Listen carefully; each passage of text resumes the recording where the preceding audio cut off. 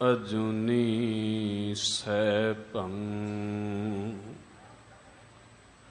ਗੁਰ ਪ੍ਰਸਾਦ।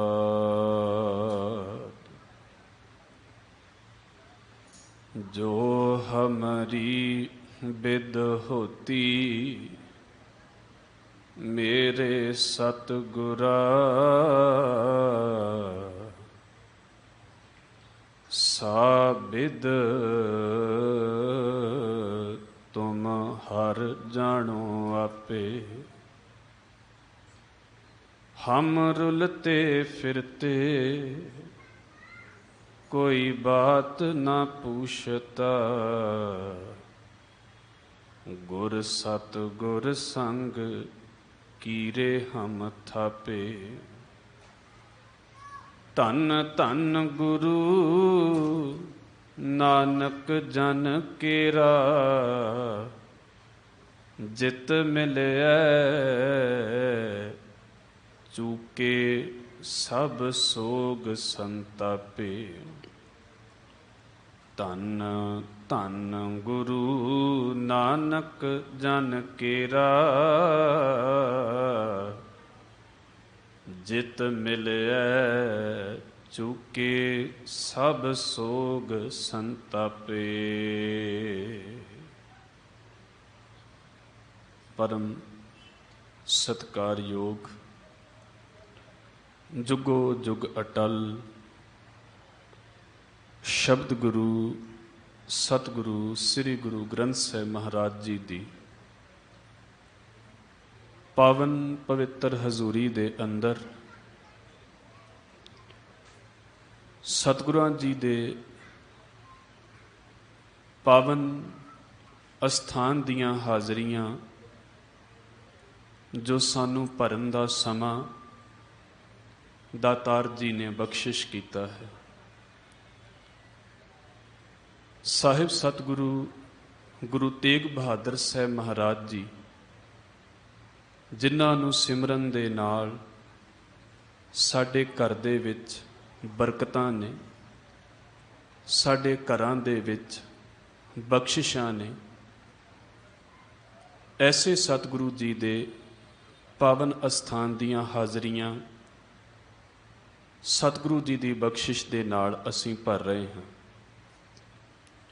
पातशाह गुरु अमरदास साहब महाराज जी जिस वेले साडे उत्ते आनंद साहिब की बाणी राही उपकार करते ने ते बख्शिश करते ने, आवो सिख सतगुरु के प्यारेओ गावो सच्ची बाणी। उस सतगुरां दे हुक्म दे उत्ते चलण की कोशिश करते हुए असी गुरु चरनां दे अंदर हाज़रियां भर रहे हैं। सतगुरां दी पावन बाणी आसा की वार दे कीर्तन आप संगतां ने सुने हैं। सतगुरु गुरु ग्रंथ साहिब महाराज जी की पावन बाणी दी लड़ीवार विचार जो इस अस्थान दे उपर आरंभ है। अज जिस शब्द का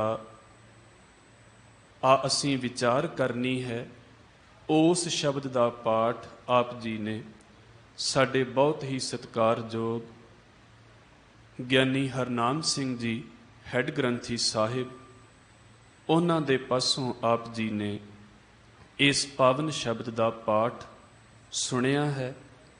सतगुरु जी समत बख्शिश करन, सोझी बख्शिश करन, समा बख्शिश करन। इस पावन शब्द की विचार दे नाल असी जुड़िए जी। मन बिरतियां इकागर करते हुए फतेह दे नाल सांझ पाओ जी। वाहिगुरु जी का खालसा वाहिगुरु जी की फतेह। विचार अधीन अज दा जो ਇਹ ਸਾਡਾ ਪਾਵਨ ਸ਼ਬਦ ਹੈ। ਆਸਾ ਰਾਗ ਦੇ ਵਿੱਚ ਗੁਰੂ ਅਰਜਨ ਸਾਹਿਬ ਸੱਚੇ ਪਾਤਸ਼ਾਹ ਜੀ ਸ਼ਹੀਦਾਂ ਦੇ ਸਰਤਾਜ ਸ਼ਾਂਤੀ ਦੇ ਪੁੰਜ ਸਤਿਗੁਰੂ ਜੀ ਉਹਨਾਂ ਦੇ ਵੱਲੋਂ ਉਚਾਰਨ ਕੀਤਾ ਗਿਆ ਹੈ। ਆਸਾ ਰਾਗ ਗੁਰੂ ਗ੍ਰੰਥ ਸਾਹਿਬ ਸੱਚੇ ਪਾਤਸ਼ਾਹ ਜੀ ਦੇ 31 ਰਾਗਾਂ ਦੇ ਵਿੱਚੋਂ ਚੌਥੇ ਨੰਬਰ ਦੇ ਉੱਤੇ ਰਾਗ ਆਉਂਦਾ ਹੈ। ਇਹ ਪਾਵਨ ਸ਼ਬਦ ਗੁਰੂ ਗ੍ਰੰਥ ਸਾਹਿਬ ਸੱਚੇ ਪਾਤਸ਼ਾਹ ਜੀ ਦੇ ਪਾਵਨ ਅੰਗ 390 ਦੇ ਉੱਤੇ ਸੁਭਾਏਮਾਨ ਹੈ। ਗੁਰੂ ਨਾਨਕ ਸਾਹਿਬ ਸੱਚੇ ਪਾਤਸ਼ਾਹ ਜੀ ਦੇ ਘਰ ਦੇ ਵਿੱਚ ਦੋ ਤਰੀਕਿਆਂ ਦੇ ਭੋਜਨ ਦੀ ਗੱਲ ਕੀਤੀ ਗਈ ਹੈ। ਇੱਕ ਹੈ ਸਾਡਾ ਸਰੀਰਕ ਭੋਜਨ, ਇੱਕ ਹੈ ਸਾਡਾ ਆਤਮਿਕ ਭੋਜਨ। ਇਹਨੂੰ ਸੌਖੇ ਸ਼ਬਦਾਂ ਦੇ ਵਿੱਚ ਸਮਝਣਾ ਹੋਵੇ ਤੇ ਇੱਕ ਹੈ ਸਾਡੀ ਬੰਦਗੀ, ਸਾਡਾ ਬਾਣੀ ਦਾ ਪੜ੍ਹਨਾ, ਗੁਰੂ ਘਰ ਦੇ ਵਿੱਚ ਗੁਰੂ ਉਪਦੇਸ਼ ਦੇ ਨਾਲ ਜੁੜਨਾ।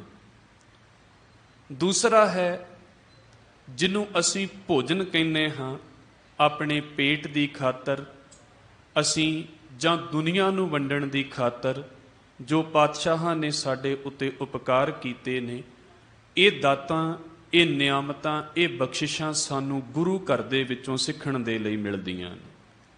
ਇੱਕ ਹੈ ਭਜਨ, ਦੂਸਰਾ ਹੈ ਭੋਜਨ। ਇਹ ਦੋ ਗੱਲਾਂ ਨੇ।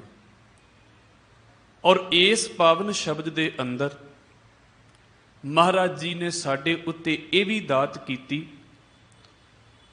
ਕਿ ਵੰਡ ਵੀ ਹੋ ਸਕਦਾ ਹੈ ਜਿਹਦੇ ਕੋਲ ਆਪਣੇ ਕੋਲ ਇੱਕ ਤੇ ਦਿਲ ਹੋਣਾ ਚਾਹੀਦਾ ਹੈ, ਦੂਸਰੇ ਪਾਸੇ ਉਹਦੇ ਕੋਲ ਦਾਤ ਵੀ ਹੋਣੀ ਚਾਹੀਦੀ ਹੈ। ਅਸੀਂ ਇਹ ਨਹੀਂ ਕਵਾਂਗੇ ਕਿ ਬੰਦੇ ਦੇ ਕੋਲ ਵੰਡਣ ਲਈ ਦਿਲ ਹੋਣਾ ਚਾਹੀਦਾ ਹੈ। ਇਹ ਬਿਲਕੁਲ ਜ਼ਰੂਰੀ ਗੱਲ ਹੈ। ਦਿਲ ਹੋਣਾ ਚਾਹੀਦਾ ਹੈ ਤੇ ਤਾਂ ਬੰਦਾ ਵੰਡ ਸਕਦਾ ਹੈ, ਪਰ ਜੇ ਦਾਤਾਂ ਨਾ ਹੋਣਗੀਆਂ ਤੇ ਬੰਦਾ ਕੀ ਵੰਡੇਗਾ। ਅਕਾਲ ਪੁਰਖ ਵਾਹਿਗੁਰੂ ਦੀਆਂ ਬਖਸ਼ੀਆਂ ਦਾਤਾਂ ਗੁਰੂ ਦੇ ਸਿੱਖ ਦੇ ਕੋਲ ਹੁੰਦੀਆਂ ਨੇ ਤੇ ਸਿੱਖ ਉਹਨਾਂ ਦਾਤਾਂ ਨੂੰ ਔਖ ਵੇਲੇ, ਜਿਸ ਵੇਲੇ ਵੀ ਮਨੁੱਖਤਾ ਦੇ ਉੱਤੇ ਭੀੜ ਪੈਂਦੀ ਹੈ, ਸਿੱਖ ਉਸ ਵੇਲੇ ਵੰਡਣ ਦੇ ਲਈ ਤੁਰ ਪੈਂਦੇ ਨੇ। ਦਾਤ ਵੰਡਣ ਦੇ ਲਈ ਸਾਡੇ ਕੋਲ ਦਿਲ ਹੋਣਾ ਚਾਹੀਦਾ ਹੈ ਤੇ ਸਾਡੇ ਕੋਲ ਦਾਤ ਵੀ ਹੋਣੀ ਚਾਹੀਦੀ ਹੈ। ਅਸੀਂ ਫਿਰ ਵੰਡਾਂਗੇ ਉਸ ਦਾਤ ਨੂੰ। ਤੇ ਪਾਤਸ਼ਾਹ ਜੀ ਜਦੋਂ ਆਤਮਿਕ ਭੋਜਨ ਦੀ ਗੱਲ ਗੁਰੂ ਸਾਹਿਬ ਕਰਦੇ ਨੇ, ਬਾਹਰ ਦਾ ਭੋਜਨ ਤੇ ਬੰਦਾ ਇਹ ਕਹੇਗਾ ਮੈਂ ਮਿਹਨਤ ਕਰਾਂਗਾ, ਮੈਂ ਕਮਾਈ ਕਰਾਂਗਾ ਤੇ ਉਸ ਭੋਜਨ ਨੂੰ ਮੈਂ ਇਕੱਠਾ ਕਰ ਸਕਦਾ ਹਾਂ, ਅੰਨ ਨੂੰ ਇਕੱਠਾ ਕਰ ਸਕਦਾ ਹਾਂ, ਰਿਜ਼ਕ ਇਕੱਠਾ ਕਰ ਸਕਦਾ ਹਾਂ। ਆਤਮਿਕ ਭੋਜਨ ਬੰਦਾ ਕਿੱਥੇ ਇਕੱਠਾ ਕਰਦਾ ਹੈ? ਔਰ ਜੇ ਇਕੱਠਾ ਕਰਦਾ ਹੈ ਤੇ ਇਹ ਇਕੱਠਾ ਕਿਵੇਂ ਹੁੰਦਾ ਹੈ? ਤੇ ਜੇ ਇਕੱਠਾ ਕਰ ਲੈਂਦਾ ਹੈ ਤੇ ਇਸ ਨੂੰ ਵੰਡਦਾ ਕਿਵੇਂ ਹੈ ਫਿਰ? ਤੇ ਗੁਰੂ ਅਰਜਨ ਸਾਹਿਬ ਸੱਚੇ ਪਾਤਸ਼ਾਹ ਬਖਸ਼ਿਸ਼ ਕਰਦੇ ਨੇ, ਆਸਾ ਮਹੱਲਾ ਪੰਜਵਾਂ, ਠਾਕੁਰ ਸਿਉ ਜਾ ਕੀ ਬਨ ਆਈ। ਐ ਭਾਈ, ਜਿਸ ਮਨੁੱਖ ਦੀ ਅਕਾਲ ਪੁਰਖ ਵਾਹਿਗੁਰੂ ਦੇ ਨਾਲ ਬਣ ਆਈ ਹੈ, ਬਣ ਆਈ ਦਾ ਮਤਲਬ ਇਹ ਹੋ ਗਿਆ ਕਿ ਜਿਸ ਬੰਦੇ ਦੀ ਸਾਂਝ ਅਕਾਲ ਪੁਰਖ ਵਾਹਿਗੁਰੂ ਦੇ ਨਾਲ ਪੈ ਗਈ ਹੈ। ਅਸੀਂ ਜਿਨ੍ਹਾਂ ਬੰਦਿਆਂ ਦੇ ਨਾਲ ਸਮਾਜਿਕ ਤੌਰ ਦੇ ਉੱਤੇ ਵਿਚਰਦੇ ਹਾਂ ਤੇ ਸਾਡੇ ਸੁਭਾਅ ਦੇ ਵਿੱਚ ਇੱਕ ਗੱਲ ਹੁੰਦੀ ਹੈ, ਜਦੋਂ ਸਾਨੂੰ ਇਸ ਗੱਲ ਦੇ ਬਾਰੇ ਪਤਾ ਲੱਗਦਾ ਕਿ ਭਾਈ ਆ ਦੂਸਰੇ ਬੰਦੇ ਨੂੰ ਇਸ ਚੀਜ਼ ਦੀ ਜ਼ਰੂਰਤ ਹੈ ਤੇ ਮੈਨੂੰ ਪਤਾ ਲੱਗਾ ਹੈ ਜੀ ਉਹ ਤੁਹਾਡਾ ਮਿੱਤਰ ਹੈ ਤੇ ਤੁਸੀਂ ਕਿਰਪਾ ਕਰਕੇ ਤੇ ਸਾਡੀ ਮਦਦ ਕਰੋ, ਤੇ ਉਹ ਅਗਲਾ ਬੰਦਾ ਕੀ ਕਹਿੰਦਾ ਹੈ? ਹਾਂ, ਉਹਦੇ ਨਾਲ ਮੇਰੀ ਚੰਗੀ ਬਣਦੀ ਹੈ, ਮੇਰੀ ਉਹਦੇ ਨਾਲ ਗੱਲਬਾਤ ਹੈ, ਮੈਂ ਉਹਨੂੰ ਗੱਲ ਦੱਸ ਦੇਵਾਂਗਾ, ਉਹ ਤੇਰੀ ਲੋੜ ਪੂਰੀ ਕਰ ਦੇਵੇਗਾ, ਮੈਨੂੰ ਇੰਨਾ ਉਹਦੇ ਉੱਤੇ ਭਰੋਸਾ ਹੈ। ਕਾਹਦੇ ਲਈ? ਕਿਉਂਕਿ ਮੇਰੀ ਉਹਦੇ ਨਾਲ ਬਣਦੀ ਹੈ। ਹੁਣ ਸੱਚੇ ਪਾਤਸ਼ਾਹ ਗੁਰੂ ਨਾਨਕ ਸਾਹਿਬ ਸੱਚੇ ਪਾਤਸ਼ਾਹ ਜਿਨ੍ਹਾਂ ਦੀ ਅਕਾਲ ਪੁਰਖ ਵਾਹਿਗੁਰੂ ਦੇ ਨਾਲ ਬਣਦੀ ਹੈ, ਗੁਰੂ ਤੇਗ ਬਹਾਦਰ ਸਾਹਿਬ ਸੱਚੇ ਪਾਤਸ਼ਾਹ ਜਿਨ੍ਹਾਂ ਦੀ ਅਕਾਲ ਪੁਰਖ ਵਾਹਿਗੁਰੂ ਦੇ ਨਾਲ ਬਣਦੀ ਹੈ, ਜਦੋਂ ਇਹੋ ਜਿਹੇ ਮਹਾਂਪੁਰਸ਼ ਸਤਿਗੁਰੂ ਸਾਹਿਬਾਨ ਸਾਡੇ ਜੀਵਨ ਦੇ ਉੱਤੇ ਉਪਕਾਰ ਕਰਨਗੇ ਤੇ ਗੁਰੂ ਸਾਹਿਬ ਨੇ ਇਹ ਆਖਿਆ, ਭਾਈ ਠਾਕੁਰ ਸਿਉ ਜਾਕੀ ਬਨ ਆਈ, ਭੋਜਨ ਪੂਰਨ ਰਹੇ ਅਘਾਈ। ਇਹ ਆਤਮਕ ਤੌਰ ਦੇ ਉੱਤੇ ਵਾਹਿਗੁਰੂ ਦੇ ਨਾਮ ਦੇ ਭੋਜਨ ਦੇ ਨਾਲ ਰੱਜੇ ਰਹਿੰਦੇ ਨੇ। ਇਸ ਗੱਲ ਨੂੰ ਵੀ ਸਮਝਣਾ। ਅਘਾਏ ਦਾ ਭਾਵ ਹੈ ਰੱਜ ਜਾਣਾ। ਕਿਸੇ ਬੰਦੇ ਨੂੰ ਪ੍ਰਸ਼ਾਦਾ ਦਿੱਤਾ ਜਾਵੇ, ਉਹਦਾ ਆਪਣਾ ਪੇਟ ਨਾ ਭਰਿਆ ਹੋਵੇ, ਉਹ ਆਪ ਨਾ ਰੱਜਿਆ ਹੋਵੇ, ਹੋ ਸਕਦਾ ਹੈ ਲੋਕ ਵਿਖਾਵੇ ਦੀ ਖਾਤਰ ਜਾਂ ਕਿਸੇ ਦੀਆਂ ਗੱਲਾਂ ਦੀ ਖਾਤਰ ਉਹ ਆਪਣੇ ਅੱਗੇ ਪਿਆ ਹੋਇਆ ਪ੍ਰਸ਼ਾਦਾ ਕਿਸੇ ਦੂਸਰੇ ਨੂੰ ਦੇ ਵੀ ਦੇਵੇ। ਲੋਕ ਲਾਜ ਦੀ ਖਾਤਰ ਵੀ ਕਿਸੇ ਵੇਲੇ ਬੰਦੇ ਕਰ ਦਿੰਦੇ ਨੇ। ਹੋ ਸਕਦਾ ਹੈ ਉਹਨੇ ਉਹ ਪ੍ਰਸ਼ਾਦਾ ਦਿਲ ਤੋਂ ਨਾ ਵੰਡਿਆ ਹੋਵੇ, ਇਸ ਕਰਕੇ ਨਹੀਂ ਵੰਡਿਆ ਕਿਉਂਕਿ ਅਜੇ ਵਿਚਾਰਾ ਆਪ ਹੀ ਨਹੀਂ ਸੀ ਰੱਜਿਆ, ਅਜੇ ਆਪ ਹੀ ਰੱਜ ਨਹੀਂ ਸੀ ਆਇਆ। ਆਪ ਰੱਜਦਾ ਤੇ ਬੰਦਾ ਜਿਵੇਂ ਲੰਗਰ ਦੇ ਵਿੱਚ ਪ੍ਰਸ਼ਾਦਾ ਛਕਦਾ ਹੈ, ਜਿਸ ਵੇਲੇ ਤ੍ਰਿਪਤ ਹੋ ਜਾਂਦਾ ਹੈ ਤੇ ਵਰਤਾਉਣ ਵਾਲੇ ਸਿੰਘ ਨੂੰ ਆਖ ਦਿੰਦਾ ਹੈ, ਭਾਈ ਫਤਿਹ, ਹੋਰ ਸਾਨੂੰ ਨਹੀਂ ਚਾਹੀਦਾ, ਉਹ ਰੱਜ ਗਿਆ ਹੈ। ਜਿਹੜਾ ਬੰਦਾ ਆਤਮਿਕ ਤੌਰ ਦੇ ਉੱਤੇ ਅਕਾਲ ਪੁਰਖ ਵਾਹਿਗੁਰੂ ਦੀ ਬਖਸ਼ਿਸ਼ ਦੇ ਨਾਲ ਰੱਜ ਜਾਂਦਾ ਹੈ, ਪਾਤਸ਼ਾਹ ਕਹਿੰਦੇ ਨੇ ਫਿਰ ਉਹ ਕੀ ਕਰਦਾ ਹੈ, ਉਹ ਦੂਜਿਆਂ ਦੇ ਲਈ ਇਸ ਦਾਤ ਨੂੰ ਵੰਡਣ ਤੁਰਦਾ ਹੈ। ਉਹ ਦੂਜਿਆਂ ਦੇ ਲਈ ਇਸ ਦਾਤ ਨੂੰ ਵੰਡਦਾ ਹੈ ਕਿਉਂਕਿ ਖੁਦ ਰੱਜਾ ਹੋਇਆ ਹੈ ਇਸ ਦਾਤ ਦੇ ਨਾਲ। ਪਰ ਰੱਜੇਗਾ ਤਾਂ ਜੇ ਪਹਿਲਾਂ ਖਾਵੇਗਾ ਤੇ। ਇਸ ਨੂੰ ਵੀ ਬੜਾ ਸਮਝਣਾ ਜ਼ਰੂਰੀ ਹੈ। ਖਾਣ ਤੋਂ ਬਿਨਾਂ ਹੀ ਇਸ ਗੱਲ ਨੂੰ ਕਹੀ ਜਾਣਾ ਮੈਂ ਰੱਜਾ ਹੋਇਆ ਹਾਂ, ਮੈਂ ਰੱਜਾ ਹੋਇਆ ਹਾਂ, ਉਹ ਸਿਰਫ ਉਹ ਗੱਲ ਹੈ ਕਿ ਆਪਣੇ ਆਪ ਦੇ ਅੱਗੇ ਝੂਠੇ ਪੈਣ ਵਾਲੀ ਗੱਲ ਹੈ ਕਿ ਮੈਂ ਰੱਜਾ ਹੋਇਆ ਹਾਂ ਜੀ। ਜਦੋਂ ਤੱਕ ਬਾਣੀ ਨਹੀਂ ਪੜਾਂਗੇ, ਬਾਣੀ ਨਹੀਂ ਸਮਝਾਂਗੇ, ਗੁਰੂ ਘਰ ਦੇ ਵਿੱਚ ਗੁਰੂ ਦੇ ਉਪਦੇਸ਼ ਨੂੰ ਨਹੀਂ ਜਾਣਾਂਗੇ, ਉਦੋਂ ਤੱਕ ਇਸ ਭੋਜਨ ਨੂੰ ਖਾਵਾਂਗੇ ਵੀ ਕਿਵੇਂ। ਅਸੀਂ ਗੁਰੂ ਬਖਸ਼ਿਸ਼ ਦੇ ਨਾਲ ਬੈਠੇ ਹਾਂ ਤੇ ਇਹ ਸਮਝ ਲਓ ਕਿ ਇਸ ਭੋਜਨ ਨੂੰ ਖਾਣ ਦੀ ਹੀ ਕੋਸ਼ਿਸ਼ ਕੀਤੀ ਜਾ ਰਹੀ ਹੈ, ਜਿਹੜਾ ਸੱਚੇ ਪਾਤਸ਼ਾਹ ਨੇ ਸਾਡੇ ਅੱਗੇ ਰੱਖਿਆ ਹੈ। ਥਾਲ ਵਿੱਚ ਤਿੰਨ ਵਸਤੂ ਪਈਓ, ਸਤ ਸੰਤੋਖ ਵਿਚਾਰੋ, ਅੰਮ੍ਰਿਤ ਨਾਮ ਠਾਕੁਰ ਕਾ ਪਇਓ, ਜਿਸ ਕਾ ਸਬਸ ਆਧਾਰੋ। ਇਹ ਆਤਮਿਕ ਥਾਲ ਸਾਨੂੰ ਸੱਚੇ ਪਾਤਸ਼ਾਹ ਜੀ ਨੇ ਬਖਸ਼ਿਆ ਤੇ ਸਿੱਖ ਨੇ ਆਤਮਿਕ ਤੌਰ ਦੇ ਉੱਤੇ ਇਸ ਨੂੰ ਚੁਗਣਾ ਹੁੰਦਾ ਹੈ। ਮਹਾਰਾਜ ਨੇ ਇਸੇ ਕਰਕੇ ਆਖਿਆ ਸੀ, ਜੇ ਕੋ ਖਾਵੈ ਜੇ ਕੋ ਭੁੰਚੈ ਤਿਸ ਕਾ ਹੋਏ ਉਧਾਰੋ। ਹੁਣ ਬਾਹਰ ਦੇ ਪ੍ਰਸ਼ਾਦੇ ਦੇ ਵਾਂਗ ਤੇ ਇਹ ਛਕਿਆ ਨਹੀਂ ਜਾਣਾ। ਜਿਹੜਾ ਸਿੱਖ ਇਸ ਨੂੰ ਛਕ ਲਵੇਗਾ, ਭੁੰਚ ਲਵੇਗਾ, ਪਾਤਸ਼ਾਹ ਕਹਿ ਰਹੇ ਨੇ ਉਹਦਾ ਉਧਾਰ ਹੋ ਜਾਵੇਗਾ, ਉਹਦਾ ਪਾਰ ਉਤਾਰਾ ਹੋ ਜਾਵੇਗਾ। ਤੇ ਮਹਾਰਾਜ ਨੇ ਨਾਲ ਇਹ ਵੀ ਉਪਕਾਰ ਕੀਤਾ ਕਿ ਐ ਸਿੱਖੋ, ਇਹ ਵਸਤ ਛੱਡੀ ਜਾਣ ਵਾਲੀ ਨਹੀਂ ਜੀ। ਇਹ ਵਸਤ ਤਜੀ ਨਾ ਜਾਈ, ਨਿਤ ਨਿਤ ਰੱਖ ਉਰ ਧਾਰੋ। ਇਸ ਵਸਤੂ ਨੂੰ ਤੁਸੀਂ ਦਿਲ ਦੇ ਵਿੱਚ ਟਿਕਾ ਕੇ ਰੱਖੋ। ਔਰ ਇਹ ਵਸਤ ਕੀ ਹੈ? ਆਤਮਿਕ ਭੋਜਨ। ਸੱਚੇ ਪਾਤਸ਼ਾਹ ਗੁਰੂ ਗ੍ਰੰਥ ਸਾਹਿਬ ਮਹਾਰਾਜ ਦੀ ਬਾਣੀ, ਜਿਸ ਨੂੰ ਪੜ੍ਹ ਕੇ ਸਿੱਖ ਨੇ ਆਪਣੇ ਅੰਦਰ ਇਸ ਭੋਜਨ ਨੂੰ ਤਿਆਰ ਕਰਨਾ ਸੀ। ਜਿਸ ਵੇਲੇ ਸਿੱਖ ਮੂਲ ਮੰਤਰ ਦਾ ਜਾਪ ਕਰਦਾ ਹੈ, ਜਿਸ ਵੇਲੇ ਸਿੱਖ ਗੁਰ ਮੰਤਰ ਦਾ ਜਾਪ ਕਰਦਾ ਹੈ, ਜਿਸ ਵੇਲੇ ਸਿੱਖ ਬਾਣੀ ਗੁਰੂ ਗ੍ਰੰਥ ਸਾਹਿਬ ਮਹਾਰਾਜ ਜੀ ਦੇ ਹਜ਼ੂਰ ਬੈਠ ਕੇ ਪੜ੍ਹਦਾ ਹੈ, ਸਿੱਖ ਇਸ ਨਾਮ ਭੋਜਨ ਦੀ ਦਾਤ ਨੂੰ ਆਪਣੇ ਅੰਦਰ ਲੈ ਕੇ ਜਾ ਰਿਹਾ ਹੁੰਦਾ ਹੈ। ਔਰ ਹਰ ਵੇਲੇ ਮਹਾਰਾਜ ਜੀ ਨੇ ਜੋ ਸਾਨੂੰ ਉਪਦੇਸ਼ ਕੀਤਾ, ਸਾਸ ਸਾਸ ਸਿਮਰੋ ਗੋਬਿੰਦ, ਉਹਦਾ ਭਾਵ ਹੀ ਇਹ ਹੈ ਕਿ ਭਾਈ ਇੱਕ ਤੇ ਸਾਹ ਸਫਲੇ ਹੁੰਦੇ ਨੇ, ਦੂਸਰਾ ਇਹਦੇ ਨਾਲ ਨਾਮ ਭੋਜਨ ਸਾਡੇ ਅੰਦਰ ਜਾਂਦਾ ਹੈ। ਨਿਤ ਜਪੀਐ ਸਾਸ ਗਿਰਾਸ ਨਾਉ ਪਰਵਦਿਗਾਰ ਦਾ। ਸਾਸ ਦਾ ਮਤਲਬ ਹੈ ਸਾਡਾ ਸਾਹ, ਗਿਰਾਸ ਦਾ ਮਤਲਬ ਹੈ ਗਿਰਾਹੀ। ਭਾਈ ਪ੍ਰਸ਼ਾਦਾ ਛਕਦਿਆਂ, ਕੰਮਕਾਰ ਕਰਦਿਆਂ, ਹਰ ਸਾਹ ਲੈਂਦਿਆਂ ਵਾਹਿਗੁਰੂ ਵਾਹਿਗੁਰੂ ਵਾਹਿਗੁਰੂ ਸਾਡੇ ਅੰਦਰ ਚੱਲਦਾ ਪਿਆ ਹੋਵੇ। ਇਹ ਨਾਮ ਦਾ ਜਿਹੜਾ ਭੋਜਨ ਹੈ ਉਹ ਸਾਡੇ ਅੰਦਰ ਚੱਲਦਾ ਰਹਿੰਦਾ ਹੈ।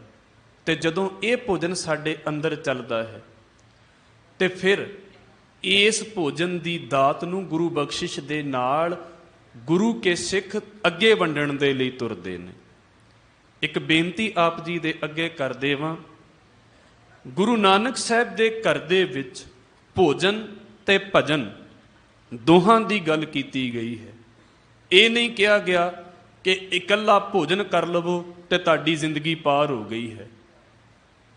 ਗੁਰੂ ਗ੍ਰੰਥ ਸਾਹਿਬ ਮਹਾਰਾਜ ਦੀ ਬਾਣੀ ਦੇ ਵਿੱਚੋਂ ਜਦੋਂ ਅਸੀਂ ਦਰਸ਼ਨ ਕਰਾਂਗੇ ਤੇ ਸਾਨੂੰ ਇਹ ਵੀ ਗੱਲ ਸਾਹਮਣੇ ਆ ਜਾਂਦੀ ਹੈ। ਪਾਤਸ਼ਾਹ ਕਹਿੰਦੇ ਨੇ, ਤ੍ਰਿਗ ਤ੍ਰਿਗ ਖਾਇਆ, ਤ੍ਰਿਗ ਤ੍ਰਿਗ ਸੋਇਆ, ਤ੍ਰਿਗ ਤ੍ਰਿਗ ਕਾਪੜ ਅੰਗ ਚੜਾਇਆ, ਤ੍ਰਿਗ ਸਰੀਰ ਕੁਟੰਬ ਸਹਿਤ ਸਿਉ, ਜਿਤ ਹੁਣ ਖਸਮ ਨਾ ਪਾਇਆ। ਜੇ ਜੀਵਨ ਨੂੰ ਇਕੱਲਾ ਬਾਹਰ ਦੀ ਭੋਜਨ ਦੇ ਆਸਰੇ ਉੱਤੇ ਕਰ ਦਿੱਤਾ ਵੀ ਭਾਈ ਜ਼ਿੰਦਗੀ 'ਚ ਆਏ ਆ, ਆਪਾਂ ਤੇ ਖਾਣਾ ਪੀਣਾ ਹੈ ਤੇ ਆਪਾਂ ਚਲੇ ਜਾਣਾ ਹੈ।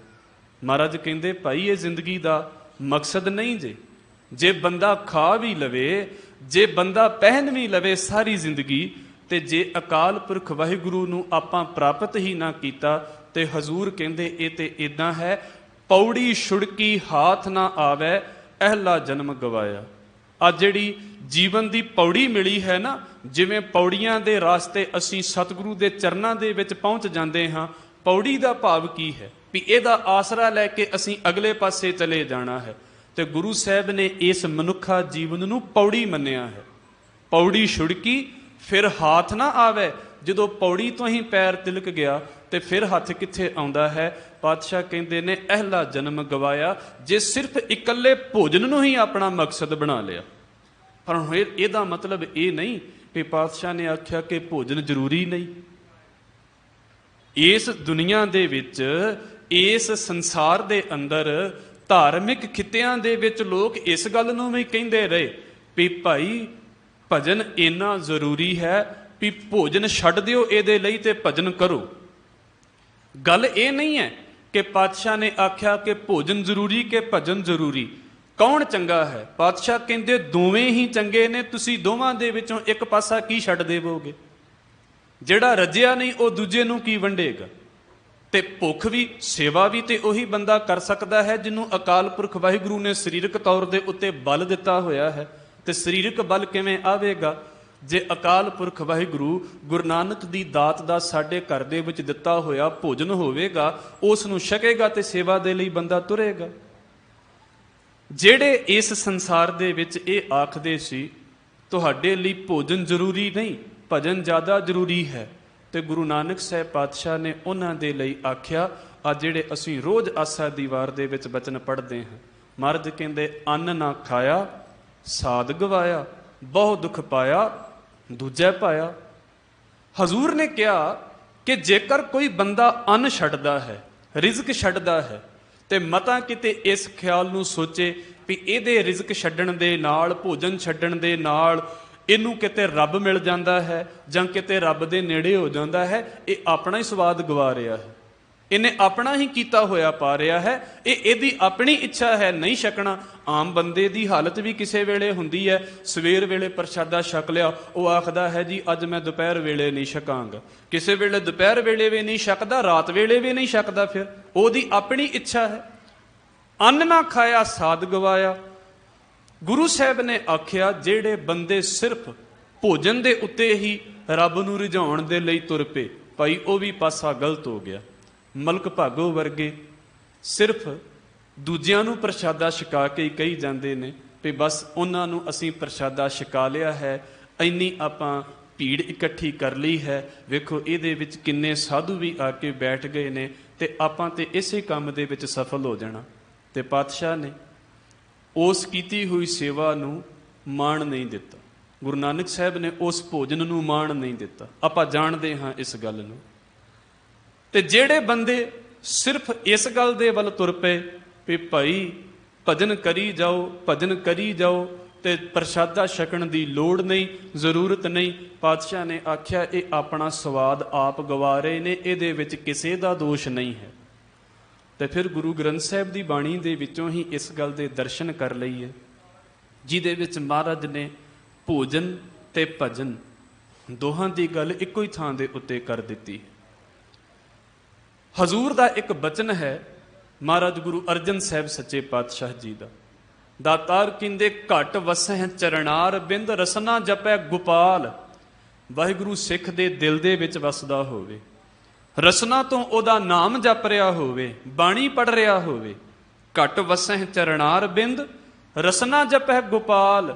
ਨਾਨਕ ਸੋ ਪ੍ਰਭ ਸਿਮਰਿਐ ਤਿਸ ਦੇਹੀ ਕੋ ਪਾਲ। ਮਹਾਰਾਜ ਗੁਰੂ ਅਰਜਨ ਸਾਹਿਬ ਪਾਤਸ਼ਾਹ ਕਹਿੰਦੇ ਨੇ, ਭਾਈ ਨਾਲੇ ਤੇ ਇਸ ਦੇਹੀ ਦੀ ਪ੍ਰਤਪਾਲਣਾ ਕਰੋ ਤੇ ਨਾਲ ਉਸ ਅਕਾਲ ਪੁਰਖ ਵਾਹਿਗੁਰੂ ਦਾ ਸਿਮਰਨ ਕਰੋ।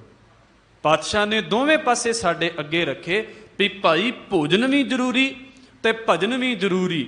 ਸਿੱਖ ਭਜਨ ਦੇ ਵੱਲੋਂ ਤ੍ਰਿਪਤ ਹੋਵੇਗਾ ਤੇ ਉਸ ਗੱਲ ਵੱਲ ਜਿਹਨੂੰ ਗੁਰੂ ਰਾਮਦਾਸ ਸਾਹਿਬ ਮਹਾਰਾਜ ਕਹਿੰਦੇ, ਜਨ ਨਾਨਕ ਧੂੜ ਮੰਗੈ ਤਿਸ ਗੁਰ ਸਿੱਖ ਕੀ, ਜੋ ਆਪ ਜਪੈ ਅਵਰਹ ਨਾਮ ਜਪਾਵੈ।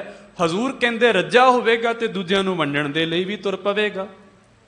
ਜਿਸ ਸਿੱਖ ਨੇ ਜਪਜੀ ਸਾਹਿਬ ਸਿੱਖ ਲਿਆ ਹੈ, ਉਹ ਘਰ ਦੇ ਵਿੱਚ ਬੈਠੇ ਆਪਣੇ ਬੱਚੇ ਨੂੰ, ਆਪਣੀ ਪਤਨੀ ਨੂੰ, ਆਪਣੇ ਪਤੀ ਨੂੰ, ਆਪਣੇ ਵੱਡਿਆਂ ਨੂੰ, ਆਪਣੇ ਛੋਟਿਆਂ ਨੂੰ, ਸਾਰਿਆਂ ਨੂੰ ਵੰਡ ਦੇਵੇਗਾ। ਤੇ ਜੇਕਰ ਆਪ ਹੀ ਨਹੀਂ ਸਿੱਖ ਨੇ ਛਕਿਆ ਹੋਵੇਗਾ ਉਸ ਭੋਜਨ ਨੂੰ ਕਦੀ, ਉਹ ਦੂਜਿਆਂ ਨੂੰ ਕੀ ਛਕਾਵੇਗਾ।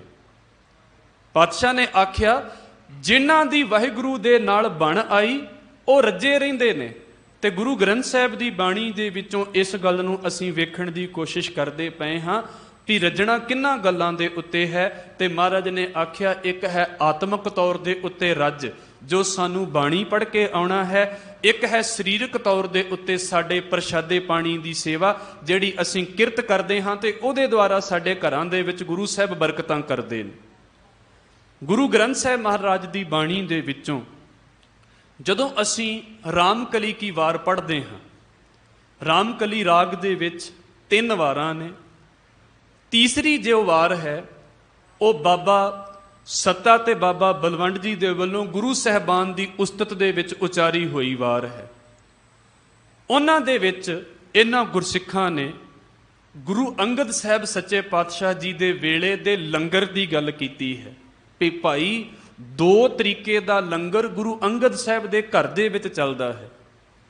ਔਰ ਸਿਰਫ ਉਸ ਵੇਲੇ ਤੇ ਜਦੋਂ ਗੁਰੂ ਅੰਗਦ ਸਾਹਿਬ ਦੇ ਘਰ ਦੀ ਗੱਲ ਹੈ, ਹੁਣ ਵੇਖੋ ਹਰ ਗੁਰੂ ਘਰ ਦੇ ਵਿੱਚ ਉਹ ਲੰਗਰ ਚੱਲਦਾ ਹੈ। ਉਹ ਪਰੰਪਰਾ ਹੈ ਸਾਡੀ, ਜੋ ਅਸੀਂ ਗੁਰੂ ਬਖਸ਼ਿਸ਼ ਦੇ ਨਾਲ ਆਪ ਸੰਗਤਾਂ ਅੱਗੇ ਲੈ ਕੇ ਚੱਲਦੀਆਂ ਜੇ, ਜਿਨ੍ਹਾਂ ਨੂੰ ਜਨਰੇਸ਼ਨ ਤੋਂ ਅਗਲੀ ਜਨਰੇਸ਼ਨ ਦੇ ਵਿੱਚ ਫਿਰ ਤੋਰ ਦਿੱਤਾ ਜਾਂਦਾ ਹੈ। ਪਰੰਪਰਾਵਾਂ ਇਦਾਂ ਤੁਰਦੀਆਂ ਨੇ। ਬਚਨ ਹੈ, ਲਹਿਣੇ ਦੀ ਫੇਰ ਆਈ ਹੈ ਨਾਨਕਾ ਦੋਹੀ ਖੱਟੀ ਹੈ, ਜੋਤ 오ਹਾ ਜੁਗਤ ਸਾਈ। ਹਜ਼ੂਰ ਕਹਿੰਦੇ ਨੇ, ਸ਼ਹਿਕਾਇਆ ਫੇਰ ਪਲਟੀ ਹੈ, ਝੁੱਲੈ ਸੋ ਛਤ ਨਿਰੰਜਨੀ, ਮਲ ਤਖਤ ਬੈਠਾ ਗੁਰ ਹਟੀ ਹੈ। ਗੁਰੂ ਅੰਗਦ ਸਾਹਿਬ ਸੱਚੇ ਪਾਤਸ਼ਾਹ ਜੀ, ਗੁਰੂ ਨਾਨਕ ਸਾਹਿਬ ਮਹਾਰਾਜ ਜੀ ਉਹਨਾਂ ਦੇ ਅਸਥਾਨ ਦੇ ਉੱਤੇ ਬੈਠੇ ਨੇ ਤੇ ਬਾਬਾ ਬਲਵੰਡ ਜੀ ਤੇ ਇਦਾਂ ਕਹਿੰਦੇ ਨੇ ਵੀ ਇਹ ਤੇ ਇਵੇਂ ਦੀ ਗੱਲ ਹੈ, ਜਿਸ ਹੱਟੀ ਦੇ ਉੱਤੇ, ਜਿੱਦਾਂ ਕਿਸੇ ਹੱਟੀ ਦੇ ਉੱਤੇ ਦੁਕਾਨ ਦੇ ਉੱਤੇ ਪਹਿਲਾਂ ਪਿਤਾ ਬੈਠਦਾ ਹੈ, ਫਿਰ ਉਹਦਾ ਪੁੱਤਰ ਆ ਕੇ ਬੈਠ ਜਾਂਦਾ ਹੈ ਤੇ ਉਹ ਜਿਹੜੀ ਦੁਕਾਨ ਹੈ ਉਵੇਂ ਹੀ ਚੱਲਦੀ ਹੈ। ਉਹਦੇ ਲਈ ਹੱਟੀ ਸ਼ਬਦ ਵਰਤਿਆ ਹੈ। ਸ਼ਬਦ ਬਹੁਤ ਪਵਿੱਤਰ ਹੈ। ਜਿਸ ਅਸਥਾਨ ਦੇ ਉੱਤੇ ਕਦੀ ਗੁਰੂ ਨਾਨਕ ਸਾਹਿਬ ਸਰੀਰਕ ਤੌਰ ਦੇ ਉੱਤੇ ਬਿਰਾਜਮਾਨ ਹੁੰਦੇ ਸੀ, ਬਾਬਾ ਬਲਵੰਡ ਜੀ ਕਹਿੰਦੇ ਹੁਣ ਉਸ ਅਸਥਾਨ ਦੇ ਉੱਤੇ ਗੁਰੂ ਅੰਗਦ ਸਾਹਿਬ ਮਹਾਰਾਜ ਜੀ ਆ ਕੇ ਬੈਠ ਗਏ ਨੇ। ਝੁੱਲੈ ਸੋ ਛਤ ਨਿਰੰਜਨੀ, ਮਲ ਤਖਤ ਬੈਠਾ ਗੁਰ ਹਟੀਐ, ਕਰ ਹੈ ਜੇ ਗੁਰ ਫਰਮਾਇਆ, ਸਿਲ ਜੋਗ ਅਲੂਣੀ ਚਟੀਐ, ਲੰਗਰ ਚੱਲੈ ਗੁਰ ਸ਼ਬਦ ਹਰ, ਤੋਟ ਨਾ ਆਵੀ ਖਟੀਐ। ਉਹ ਕਹਿੰਦੇ ਜੀ ਗੁਰੂ ਅੰਗਦ ਸਾਹਿਬ ਦੇ ਘਰ ਦੇ ਵਿੱਚ ਲੰਗਰ ਕੀ ਚੱਲਦਾ ਹੈ? ਕਹਿੰਦੇ ਜੀ ਜਦੋਂ ਗੁਰੂ ਅੰਗਦ ਸਾਹਿਬ ਸੱਚੇ ਪਾਤਸ਼ਾਹ ਜੀ ਦੀ ਸੰਗਤ ਅਸੀਂ ਕਰਦੇ ਪਏ ਹੁੰਨੇ ਹਾਂ ਨਾ, ਤੇ ਉਸ ਵੇਲੇ ਗੁਰੂ ਅੰਗਦ ਸਾਹਿਬ ਦੀ ਸੰਗਤ ਦੇ ਵਿੱਚ ਗੁਰੂ ਦੇ ਸ਼ਬਦ ਦਾ ਲੰਗਰ ਚੱਲਦਾ ਪਿਆ ਹੁੰਦਾ ਹੈ। ਉਦੋਂ ਗੁਰੂ ਦੇ ਸ਼ਬਦ ਦਾ ਲੰਗਰ ਹੈ। ਲੰਗਰ ਚੱਲੈ ਗੁਰ ਸ਼ਬਦ ਹਰ, ਤੋਟ ਨਾ ਆਵੀ ਖਟੀਐ। ਤੇ ਕਿੱਦਾਂ ਦਾ ਲੰਗਰ ਚੱਲਦਾ ਪਿਆ ਹੈ ਜੀ? ਇਸ ਲੰਗਰ ਨੂੰ ਵੰਡ ਕੇ ਤੇ ਗੁਰੂ ਨਾਨਕ ਸਾਹਿਬ ਦੇ ਘਰ ਦੇ ਵਿੱਚ ਤੋਟ ਆ ਜਾਂਦੀ ਹੈ। ਤੇ ਪਾਤਸ਼ਾਹ ਕਹਿੰਦੇ ਨੇ, ਹਰ ਤੋਟ ਨਾ ਆਵੀ ਖਟੀਐ। ਇਹ ਤੇ ਖੱਟੀ ਇਦਾਂ ਦੀ ਹੈ, ਸਗੋਂ ਜਿੰਨੀ ਬੰਦਾ ਵੰਡੇਗਾ ਉਨੀ ਵੱਧਦੀ ਹੈ। ਅਸੀਂ ਗੁਰੂ ਬਖਸ਼ਿਸ਼ ਦੇ ਨਾਲ ਇਸ ਗੱਲ ਨੂੰ ਸਮਝਦੇ ਹੁੰਨੇ ਹਾਂ। ਸਮਾਂ ਆ ਜਾਂਦਾ ਹੈ, ਸਾਡੇ ਘਰ ਦੇ ਵਿੱਚ ਪਏ ਹੋਏ ਗੁਟਕਾ ਸਾਹਿਬ, ਸਾਡੇ ਘਰ ਦੇ ਵਿੱਚ ਪਈਆਂ ਹੋਈਆਂ ਪੋਥੀਆਂ ਬਿਰਧ ਹੋ ਜਾਂਦੀਆਂ ਨੇ, ਕਿਉਂਕਿ ਉਮਰਾਂ ਨੇ ਹਰ ਇੱਕ ਚੀਜ਼ ਦੀਆਂ। ਪਰ ਜੇ ਕੋਈ ਕਵੇ ਵੀ ਇਸ ਪੋਥੀ ਦੇ ਉੱਪਰ ਲਿਖਿਆ ਹੋਇਆ ਪਾਠ, ਉਹਦੀ ਕਿਤੇ ਉਮਰ ਹੋ ਗਈ ਹੈ, ਜਿਹੜਾ ਬੰਦਾ ਪੜ੍ਹੇਗਾ ਉਹ ਜਵਾਨ ਹੋ ਕੇ ਪੜ੍ਹ ਲੈਂਦਾ ਹੈ ਉਸ ਪਾਠ ਨੂੰ। ਲਿਖਿਆ ਹੋਇਆ ਪਾਠ ਕਦੀ ਬਿਰਧ ਨਹੀਂ ਹੁੰਦਾ। ਇਹ ਖੱਟੀ ਇਦਾਂ ਦੀ ਹੈ, ਇਹ ਨਹੀਂ ਕਿ ਮੇਰੇ ਵੱਡੇ ਜਪਜੀ ਸਾਹਿਬ ਕਰਦੇ ਹੁੰਦੇ ਸੀ ਤੇ ਗਾਂਹ ਵਾਲੇ ਜਿਹੜੇ ਜਪਜੀ ਸਾਹਿਬ ਕਰਦੇ ਨੇ ਵੀ ਕੋਈ ਜਪਜੀ ਸਾਹਿਬ ਦੇ ਵਿੱਚ ਫਰਕ ਆ ਗਿਆ ਹੈ। ਹਜ਼ੂਰ ਕਹਿੰਦੇ ਤੇ ਖੱਟੀ ਇਦਾਂ ਦੀ ਹੈ, ਸਗੋਂ ਵੰਡੋਗੇ ਤੇ ਹੋਰ ਵਧੇਗੀ। ਖਾਵੇਂ ਖਰਚਿਆਂ ਰਲ ਮਿਲ ਭਾਈ, ਤੋਟ ਨਾ ਆਵੇ ਵੱਧਦੋ ਜਾਈ। ਦੁਨੀਆ ਦੇ ਜਿੰਨੇ ਭੰਡਾਰੇ ਨੇ ਵੰਡਦਿਆਂ ਮੁੱਕਦੇ ਨੇ। ਵਿਚਾਰਵਾਨ ਕਹਿੰਦੇ ਹੁੰਦੇ ਨੇ ਵੰਡਦਿਆਂ ਤੇ ਖੂਹ ਮੁੱਕ ਜਾਂਦੇ ਨੇ। ਦੁਨੀਆ ਦੀਆਂ ਹਰ ਚੀਜ਼ਾਂ ਇਕੱਠੀਆਂ ਕਰੋ, ਵੰਡਣ ਲੱਗਾਂਗੇ ਤੇ ਖਤਮ ਹੋ ਜਾਣਗੀਆਂ। ਪਰ ਪਾਤਸ਼ਾਹ ਕਹਿੰਦੇ ਨਾਮ ਦਾ ਖਜ਼ਾਨਾ ਇਦਾਂ ਦਾ ਹੈ, ਵੰਡਦਿਆਂ ਤੇ ਵੱਧਦਾ ਹੈ।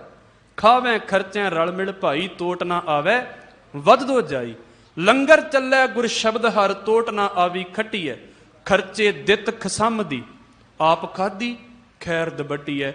ਕਹਿੰਦੇ ਰੱਬ ਦਾ ਦਿੱਤਾ ਹੋਇਆ ਗੁਰੂ ਅੰਗਦ ਸਾਹਿਬ ਆਪ ਛਕਦੇ ਨੇ, ਸੰਗਤ ਨੂੰ ਵੀ ਉਹੀ ਵੰਡਦੇ ਨੇ। ਤੇ ਕਿੱਦਾਂ ਵੰਡਦੇ ਪਏ ਨੇ ਵੀ ਇਹ ਨਹੀਂ ਕਹਿੰਦੇ ਵੀ ਭਾਈ ਤੈਨੂੰ ਅੱਜ ਨਹੀਂ ਵੰਡਣਾ, ਤੈਨੂੰ ਕੱਲ ਵੰਡ ਦੇਵਾਂਗੇ।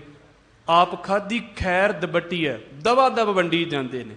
ਜਿਵੇਂ ਲੰਗਰ ਦੇ ਵਿੱਚ ਵਰਤਾਉਣ ਵਾਲੇ ਦਵਾ ਦਵ, ਮਹਾਰਾਜ ਗੁਰੂ ਅੰਗਦ ਸਾਹਿਬ ਸੱਚੇ ਪਾਤਸ਼ਾਹ ਇਦਾਂ ਦਵਾ ਦਵ ਸੰਗਤ ਨੂੰ, ਸਿੱਖਾਂ ਨੂੰ ਨਾਮ ਦੀ ਦਾਤ ਵੰਡਦੇ ਪਏ ਨੇ। ਤੇ ਇਕੱਲੇ ਨਾਮ ਦੀ ਦਾਤ ਹੈ ਗੁਰੂ ਅੰਗਦ ਸਾਹਿਬ ਦੇ ਘਰ ਦੇ ਵਿੱਚ। ਤੇ ਉੱਥੇ ਫਿਰ ਗੁਰੂ ਬਖਸ਼ਿਸ਼ ਕਰੇ, ਗੁਰੂ ਸਾਹਿਬਾਨ ਦੇ ਵੇਲੇ ਸਾਡੇ ਲੰਗਰ ਦਾ ਜੋ ਉਸ ਵੇਲੇ ਸਟੈਂਡਰਡ ਹੈ, ਉਸ ਚੀਜ਼ ਨੂੰ ਵੀ ਸਾਡੇ ਸਾਹਮਣੇ ਪਾਤਸ਼ਾਹ ਜੀ ਨੇ ਗੁਰੂ ਗ੍ਰੰਥ ਸਾਹਿਬ ਮਹਾਰਾਜ ਦੀ ਬਾਣੀ ਦੇ ਵਿੱਚ ਰੱਖਿਆ। ਤੇ ਬਚਨ ਆਇਆ ਗੁਰੂ ਅੰਗਦ ਸਾਹਿਬ ਦੇ ਵੇਲੇ, ਲੰਗਰ ਦੌਲਤ ਵੰਡੀਐ ਰਸ ਅੰਮ੍ਰਿਤ ਖੀਰ ਘਿਆਲੀ। ਬਚਨ ਵੇਖੋ, ਪਾਤਸ਼ਾਹ ਕਹਿੰਦੇ ਜੀ ਗੁਰੂ ਅੰਗਦ ਸਾਹਿਬ ਦੇ ਲੰਗਰਾਂ ਦੇ ਵਿੱਚ ਸਮਝ ਲਓ ਦੌਲਤ ਵੰਡੀ ਜਾ ਰਹੀ ਹੈ, ਘਿਓ ਵਾਲੀ ਖੀਰ ਵੰਡੀ ਜਾ ਰਹੀ ਹੈ। ਅਸੀਂ ਸਾਰੇ ਗੁਰੂ ਤੇਗ ਬਹਾਦਰ ਸਾਹਿਬ ਪਾਤਸ਼ਾਹ ਜੀ ਦੇ ਅਸਥਾਨ ਦੇ ਉੱਤੇ ਬੈਠਦੇ ਹਾਂ। ਸਾਡੀ ਹੁਣ ਦੀ ਜਿਹੜੀ ਆਮ ਜੀ ਸਮਾਜਿਕ ਪਰੰਪਰਾ ਹੈ, ਆਮ ਕਰਕੇ ਅਸੀਂ ਕੀ ਕਰਦੇ ਹਾਂ ਕਿ ਪ੍ਰਸ਼ਾਦਾ ਛਕ ਲਿਆ ਹੈ ਭਾਈ, ਉਹਦੇ ਤੋਂ ਬਾਅਦ ਕੁਝ ਮਿੱਠਾ ਛਕ ਲੈਣਾ ਚਾਹੀਦਾ ਹੈ। ਜਿੱਥੇ ਤੁਸੀਂ ਇਸ ਗੱਲ ਨੂੰ ਖੁਦ ਸਮਝ ਲਓ, ਜੇ ਘਿਓ ਵਾਲੀ ਖੀਰ ਵਰਤਦੀ ਪਈ ਹੈ ਤੇ ਬਾਕੀ ਪ੍ਰਸ਼ਾਦਾ ਜਿਹੜਾ ਹੈ ਉਹ ਕਿਸ ਲੈਵਲ ਦਾ ਹੋਵੇਗਾ। ਜੇ ਮਹਾਰਾਜ ਦੇ ਕੋਲ, ਗੁਰੂ ਅੰਗਦ ਸਾਹਿਬ ਦੇ ਕੋਲ ਮੱਲ ਹੁੰਦੇ ਸਨ ਜਿਨ੍ਹਾਂ ਨੇ ਘੁਲਣਾ ਹੁੰਦਾ ਸੀ, ਤੇ ਉਹਨਾਂ ਦੀ ਪ੍ਰਸ਼ਾਦੇ ਪਾਣੀ ਦੀ ਸੇਵਾ ਕਿੱਦਾਂ ਦੀ ਹੁੰਦੀ ਹੋਵੇਗੀ। ਉਹ ਆਮ ਜਿਹਾ ਪ੍ਰਸ਼ਾਦਾ ਤੇ ਨਹੀਂ ਹੋਵੇਗਾ ਨਾ। ਗੁਰੂ ਨਾਨਕ ਦੇ ਘਰ ਦਾ ਲੰਗਰ, ਤੇ ਲੰਗਰ ਵੀ ਉੱਚ ਪਾਏ ਦਾ। ਲੰਗਰ ਦੌਲਤ ਵੰਡੀਆ ਰਸ ਅੰਮ੍ਰਿਤ ਖੀਰ ਘਿਆਲੀ। ਤੇ ਫਿਰ ਉਸ ਲੰਗਰ ਨੂੰ ਵੰਡਣ ਵਾਲੇ ਕਿੱਦਾਂ ਦੇ? ਬਲਵੰਡ ਖੀਵੀ ਨੇਕ ਜਨ ਜਿਸ ਬਹੁਤੀ ਛਾਉ ਪਤਰਾਲੀ। ਬਾਬਾ ਬਲਵੰਡ ਜੀ ਕਹਿੰਦੇ ਨੇ, ਮਾਤਾ ਖੀਵੀ ਜੀ ਗੁਰੂ ਅੰਗਦ ਸਾਹਿਬ ਸੱਚੇ ਪਾਤਸ਼ਾਹ ਜੀ ਦੇ ਮਹਿਲ ਸਨ। ਉਹ ਕਹਿੰਦੇ ਉਹ ਤੇ ਇਦਾਂ ਨੇ ਜਿੱਦਾਂ ਕਿਸੇ ਸੰਘਣੇ ਦਰਖਤ ਦੀ ਛਾਂ ਹੇਠ ਬੰਦਾ ਜਾ ਕੇ ਬੈਠ ਜਾਂਦਾ ਨਾ, ਧੁੱਪ ਦੇ ਵਿੱਚ ਮਾਰਿਆ, ਤੇ ਉਹਨੂੰ ਸਕੂਨ ਆ ਜਾਂਦਾ ਹੈ। ਜਿਹੜਾ ਵੀ ਸਿੱਖ ਬੀਬੀ ਖੀਵੀ ਜੀ ਦੇ ਅੱਗੇ ਜਾ ਕੇ ਅਰਦਾਸ ਕਰ ਦਿੰਦਾ ਨਾ ਕਿ ਇਹ ਮਾਤਾ ਮੈਨੂੰ ਭੁੱਖ ਲੱਗੀ ਹੈ, ਤੇ ਮਾਤਾ ਉਹਨੂੰ ਪੁੱਤਰਾਂ ਦੇ ਵਾਂਗ ਇਦਾਂ ਗਲ ਦੇ ਵਿੱਚ ਲੈ ਕੇ ਪਿਆਰ ਕਰਦੀ ਹੈ ਵੀ ਆ ਪੁੱਤਰ ਤੂੰ ਮੇਰੇ ਕੋਲ ਆ ਕੇ ਪ੍ਰਸ਼ਾਦਾ ਛਕ, ਮੈਂ ਤੇਰੇ ਲਈ ਭੋਜਨ ਤਿਆਰ ਕਰਦੀ ਪਈ ਹਾਂ। ਤੇ ਇਦਾਂ ਮਾਤਾ ਖੀਵੀ ਦੇ ਕੋਲ ਬੈਠ ਕੇ ਸਿੱਖਾਂ ਨੂੰ ਪ੍ਰਸ਼ਾਦਾ ਛਕਦਿਆਂ ਅਹਿਸਾਸ ਹੁੰਦਾ ਹੈ ਜਿਵੇਂ ਇੱਕ ਸੰਘਣੇ ਦਰਖਤ ਦੇ ਹੇਠਾਂ ਬੈਠ ਕੇ ਤੇ ਸਿੱਖ ਜਿਹੜਾ ਹੈ ਉਹ ਆਪਣਾ ਧੁੱਪੇ ਆਇਆ ਹੋਇਆ ਬੰਦਾ ਆਪਣੀ ਤਪਸ਼ ਦੂਰ ਕਰਦਾ ਪਿਆ ਹੋਵੇ। ਲੰਗਰ ਵੰਡਣ ਵਾਲੇ, ਲੰਗਰ ਬਣਾਉਣ ਵਾਲੇ ਉਹ ਕਿਵੇਂ ਦੇ ਤੇ ਲੰਗਰ ਕਿਵੇਂ ਦਾ, ਸੱਚੇ ਪਾਤਸ਼ਾਹ ਗੁਰੂ ਗ੍ਰੰਥ ਸਾਹਿਬ ਮਹਾਰਾਜ ਦੀ ਬਾਣੀ ਦੇ ਵਿੱਚ ਸਾਨੂੰ ਮਹਾਰਾਜ ਨੇ ਦੱਸ ਦਿੱਤਾ। ਸਾਡਾ ਭੋਜਨ ਕਿਵੇਂ ਦਾ ਤੇ ਸਾਡਾ ਭਜਨ ਕਿਵੇਂ ਦਾ। ਹਜ਼ੂਰ ਦੇ ਜਿਹੜੇ ਬਚਨਾਂ ਨੂੰ ਅਸੀਂ ਵੇਖਦੇ ਪਏ ਹਾਂ ਉਹ ਇਹੀ ਹੈ। ਗੁਰੂ ਨਾਨਕ ਸਾਹਿਬ ਦੇ ਘਰ ਦੇ ਵਿੱਚ ਦੋਵੇਂ ਗੱਲਾਂ ਮੁੱਖ ਤੌਰ ਦੇ ਉੱਤੇ ਰੱਖੀਆਂ ਨੇ, ਇੱਕ ਹੈ ਭੋਜਨ ਤੇ ਇੱਕ ਹੈ ਭਜਨ। ਤੇ ਫਿਰ ਬੇਨਤੀ ਦੁਹਰਾ ਦੇਵਾਂ, ਸਿੱਖ ਦੇ ਕੋਲ ਭਜਨ ਹੋਵੇਗਾ ਤੇ ਸਿੱਖ ਰੱਜੇਗਾ, ਤੇ ਰੱਜਿਆ ਹੋਇਆ ਬੰਦਾ ਹੀ ਦੂਜੇ ਨੂੰ ਵੰਡਣ ਦੇ ਲਈ ਤੁਰਦਾ।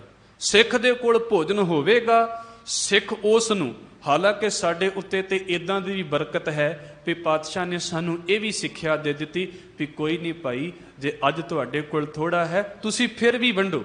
ਅਸੀਂ ਵੰਡ ਕੇ ਛਕਣ ਵਾਲੇ ਸਿਧਾਂਤ ਦੇ ਉੱਤੇ ਗੁਰੂ ਬਖਸ਼ਿਸ਼ ਦੇ ਨਾਲ ਚੱਲਦੇ ਹਾਂ। ਬੰਦੇ ਦੀ ਕੀ ਹਿੰਮਤ ਹੈ, ਦੁਨੀਆ ਦੇ ਕੋਲ ਤੇ ਬਹੁਤ ਭੰਡਾਰੇ ਨੇ। ਤੁਸੀਂ ਸਤਿਕਾਰਯੋਗ ਸਿੰਘ ਸਾਹਿਬ ਹੋਣਾ ਦੇ ਕੋਲੋਂ ਸੁਣਿਆ ਹੀ ਹੈ, ਦੁਨੀਆ ਦੇ ਕਿੰਨੇ ਭੰਡਾਰੇ ਨੇ, ਕਿਤੇ ਭੰਡਾਰਿਆਂ ਦਾ ਘਾਟਾ ਹੈ, ਪਰ ਉਹ ਇੱਕ ਵੰਡਣ ਦੀ ਆਦਤ ਨਹੀਂ ਪਾਈ ਗਈ। ਸਾਡੇ ਉੱਤੇ ਗੁਰੂ ਨਾਨਕ ਸਾਹਿਬ ਨੇ ਇੱਕ ਕਿਰਪਾ ਕਰ ਦਿੱਤੀ। ਮੈਂ ਇੱਕ ਘਟਨਾ ਦਾ ਜ਼ਿਕਰ ਆਪ ਜੀ ਦੇ ਅੱਗੇ ਕਰ ਦੇਵਾਂ, ਜਿਹਦੇ ਵਿੱਚੋਂ ਸਾਨੂੰ ਦਾਤ ਮਿਲੀ ਹੈ ਵੀ ਅਸੀਂ ਕਿਵੇਂ ਵੰਡ ਦਿੰਨੇ। ਇਹ ਐਵੇਂ ਇਦਾਂ ਨਹੀਂ ਸੁਭਾਅ ਬਦਲ ਜਾਂਦੇ ਵੀ ਸਾਡੇ ਵਰਗੇ ਹੋਣ, ਸਾਰਾ ਕੁਝ ਕੋਲ ਹੋਵੇ, ਤੇ ਇੱਕ ਕਵੇ ਵੀ ਭਾਈ ਕੋਈ ਨਹੀਂ ਮੇਰੇ ਕੋਲ ਘੱਟ ਹੈ ਮੈਂ ਤਾਂ ਵੀ ਵੰਡ ਦੇਵਾਂ, ਤੇ ਦੂਜਾ ਕਵੇ ਮੇਰੇ ਕੋਲ ਇੰਨਾ ਹੈ ਤੇ ਮੈਂ ਕਿਉਂ ਵੰਡਾਂ। ਇਸ ਘਟਨਾ ਦਾ ਜ਼ਿਕਰ ਕਵੀ ਰਾਜ ਕਵੀ ਸੰਤੋਖ ਸਿੰਘ ਹੁਣਾਂ ਨੇ ਕੀਤਾ। ਉਹ ਕਹਿੰਦੇ ਨੇ ਜਿਸ ਵੇਲੇ ਗੁਰੂ ਨਾਨਕ ਸਾਹਿਬ ਸੱਚੇ ਪਾਤਸ਼ਾਹ ਜੀ ਸੁਲਤਾਨਪੁਰ ਲੋਧੀ ਆ ਗਏ ਤੇ ਪਾਤਸ਼ਾਹ ਜੀ ਨੇ ਆਪਣੇ ਜੀਵਨ ਦਾ ਲਗਭਗ 4-4.5 ਸਾਲ ਦਾ ਸਮਾਂ ਇਸ ਅਸਥਾਨ ਦੇ ਉੱਤੇ ਬਿਤਾਇਆ ਹੈ, ਤੇ ਇੱਥੇ ਰਹਿੰਦਿਆਂ ਮਹਾਰਾਜ ਜੀ ਨੇ ਮੋਦੀਖਾਨੇ ਦੀ ਕਿਰਤ ਵੀ ਕੀਤੀ। ਸੱਚੇ ਪਾਤਸ਼ਾਹ ਜੀ ਦਾ ਇੱਥੇ ਜਿਹੜਾ ਵਰਤੋਂ ਵਿਹਾਰ ਸੀ ਉਹ ਇਵੇਂ ਦਾ ਸੀ ਵੀ ਮਹਾਰਾਜ ਨੇ ਆਇਆ ਤੇ ਮਹਾਰਾਜ ਦੇ ਦਰ ਤੋਂ ਕੋਈ ਖਾਲੀ ਗਿਆ ਹੀ ਨਹੀਂ। ਮਹਾਰਾਜ ਨੇ ਰਜਾ ਕੇ ਤੋਰੇ ਸਾਰੇ, ਮਹਾਰਾਜ ਨੇ ਝੋਲੀਆਂ ਭਰੀਆਂ। ਤੇ ਸੁਭਾਵਿਕ ਜੀ ਗੱਲ ਹੈ, ਵੇਖੋ ਜੀ ਮੈਂ ਤੇ ਇਦਾਂ ਸਮਝਦਾ ਹੁੰਨਾ ਵੀ ਗੁਰੂ ਨਾਨਕ ਦੇ ਸਿੱਖ ਵੰਡਦੇ ਨੇ ਤੇ ਉਹਨਾਂ ਦੇ ਤੋਟ ਨਹੀਂ ਆਉਂਦੀ, ਤੇ ਗੁਰੂ ਨਾਨਕ ਸਾਹਿਬ ਜਦੋਂ ਆਪ ਵੰਡਦੇ ਹੋਣਗੇ ਮਜ਼ਾਲ ਹੈ ਕਿਤੇ ਤੋਟ ਕਿਤੇ ਘਰ ਦੇ ਵਿੱਚ ਆ ਜਾਵੇ। ਪਾਤਸ਼ਾਹ ਆਪ ਜਿੱਥੇ ਬਹਿ ਕੇ ਵੰਡਦੇ ਹੋਣਗੇ ਉੱਥੇ ਕਦੀ ਤੋਟ ਆ ਸਕਦੀ ਹੈ, ਕਦੀ ਆ ਹੀ ਨਹੀਂ ਸੀ ਸਕਦੀ। ਸਿੱਖਾਂ ਨੇ ਇਸ ਗੱਲ ਨੂੰ ਸਮਝਣਾ ਹੈ। ਸਿੱਖਾਂ ਦੇ ਵੰਡਦਿਆਂ ਤੋਟ ਨਹੀਂ ਆਉਂਦੀ, ਜਦੋਂ ਗੁਰੂ ਵੰਡਦੇ ਹੋਣਗੇ ਉਦੋਂ ਕਿੱਥੇ ਤੋਟ ਆ ਜਾਂਦੀ ਹੋਵੇਗੀ। ਤੇ ਲਗਭਗ ਕੁਝ ਸਮਾਂ ਬੀਤਿਆ, ਕਿਉਂਕਿ ਮਹਾਰਾਜ ਜੀ ਦੇ ਭੈਣ ਬੇਬੇ ਨਾਨਕੀ ਜੀ ਵੀ ਉਸੇ ਨਗਰ ਦੇ ਵਿੱਚ ਵਿਆਹੇ ਹੋਏ ਸੀ। ਬਾਬਾ ਕਲਿਆਣ ਦਾਸ ਜੀ ਦੇ ਮਨ ਦੇ ਵਿੱਚ ਇਹ ਖਿਆਲ ਆਇਆ ਵੀ ਪੁੱਤਰ ਨੂੰ ਤੇ ਧੀ ਨੂੰ ਉੱਥੇ ਜਾ ਕੇ ਮਿਲਿਆ ਜਾਵੇ। ਬਾਬਾ ਕਲਿਆਣ ਦਾਸ ਜੀ ਆਪਣੇ ਗੱਡੇ ਦੇ ਉੱਤੇ ਸਵਾਰ ਹੋ ਕੇ ਉਸ ਅਸਥਾਨ ਦੇ ਉੱਤੇ ਚਲੇ ਗਏ। ਹੁਣ ਜਿਸ ਵੇਲੇ ਉਸ ਅਸਥਾਨ ਦੇ ਉੱਤੇ ਪਹੁੰਚੇ, ਗੁਰੂ ਨਾਨਕ ਸਾਹਿਬ ਸੱਚੇ ਪਾਤਸ਼ਾਹ ਨੂੰ ਜਾ ਕੇ ਮਿਲੇ। ਮਹਾਰਾਜ ਜੀ ਨੇ ਆਪਣੇ ਪਿਤਾ ਜੀ ਦੇ ਪੈਰੀਂ ਹੱਥ ਲਾਏ, ਸਾਰੇ ਦੁੱਖ ਸੁੱਖ ਸਾਂਝੇ ਕੀਤੇ, ਸਵਾਲ ਪੁੱਛੇ ਵੀ ਬਾਕੀਆਂ ਦਾ ਕੀ ਹਾਲ ਹੈ। ਜੋ ਵੀ ਆਮ ਗੱਲਾਂ ਪਿਤਾ ਤੇ ਪੁੱਤਰ ਦੇ ਵਿੱਚ ਹੁੰਦੀਆਂ ਨੇ ਸਾਰੀਆਂ ਗੱਲਾਂ ਹੋਈਆਂ। ਤੇ ਕਵੀ ਸੰਤੋਖ ਸਿੰਘ ਜੀ ਕਹਿੰਦੇ ਦਵੈ ਘਟਿਕਾ ਜਬ ਬੀਤ ਗਈ ਤੇ ਕਾਲ ਮੈਂ ਕਾਲੂ ਨੇ ਬਾਣੀ ਅਲਾਈ, ਬਹੁਕਾਲ ਭਇਓ ਸੁਲਤਾਨਪੁਰੇ ਕ੍ਰਿਤ ਮੋਦੀ ਤੇ ਕੀਨੀ ਹੈ ਕੀਤੀ ਕਮਾਈ। ਕਹਿੰਦੇ 2 ਘੜੀਆਂ ਦਾ ਸਮਾਂ ਪਿਤਾ ਤੇ ਪੁੱਤਰ ਨੂੰ ਕੋਲ ਬੈਠਿਆਂ ਬੀਤ ਗਿਆ। ਤੇ ਫਿਰ ਬਾਬਾ ਕਲਿਆਣ ਦਾਸ ਪੁੱਛਣ ਲੱਗ ਪਏ, ਪੁੱਤਰ ਜੀ ਬੜਾ ਸਮਾਂ ਹੋ ਗਿਆ ਤੁਹਾਨੂੰ ਸੁਲਤਾਨਪੁਰ ਰਹਿੰਦਿਆਂ, ਤੇ ਸਾਨੂੰ ਦੱਸੋ ਕਿੰਨੀ ਕੁ ਕਮਾਈ ਕਰ ਲਈ ਜੇ ਤੁਸੀਂ।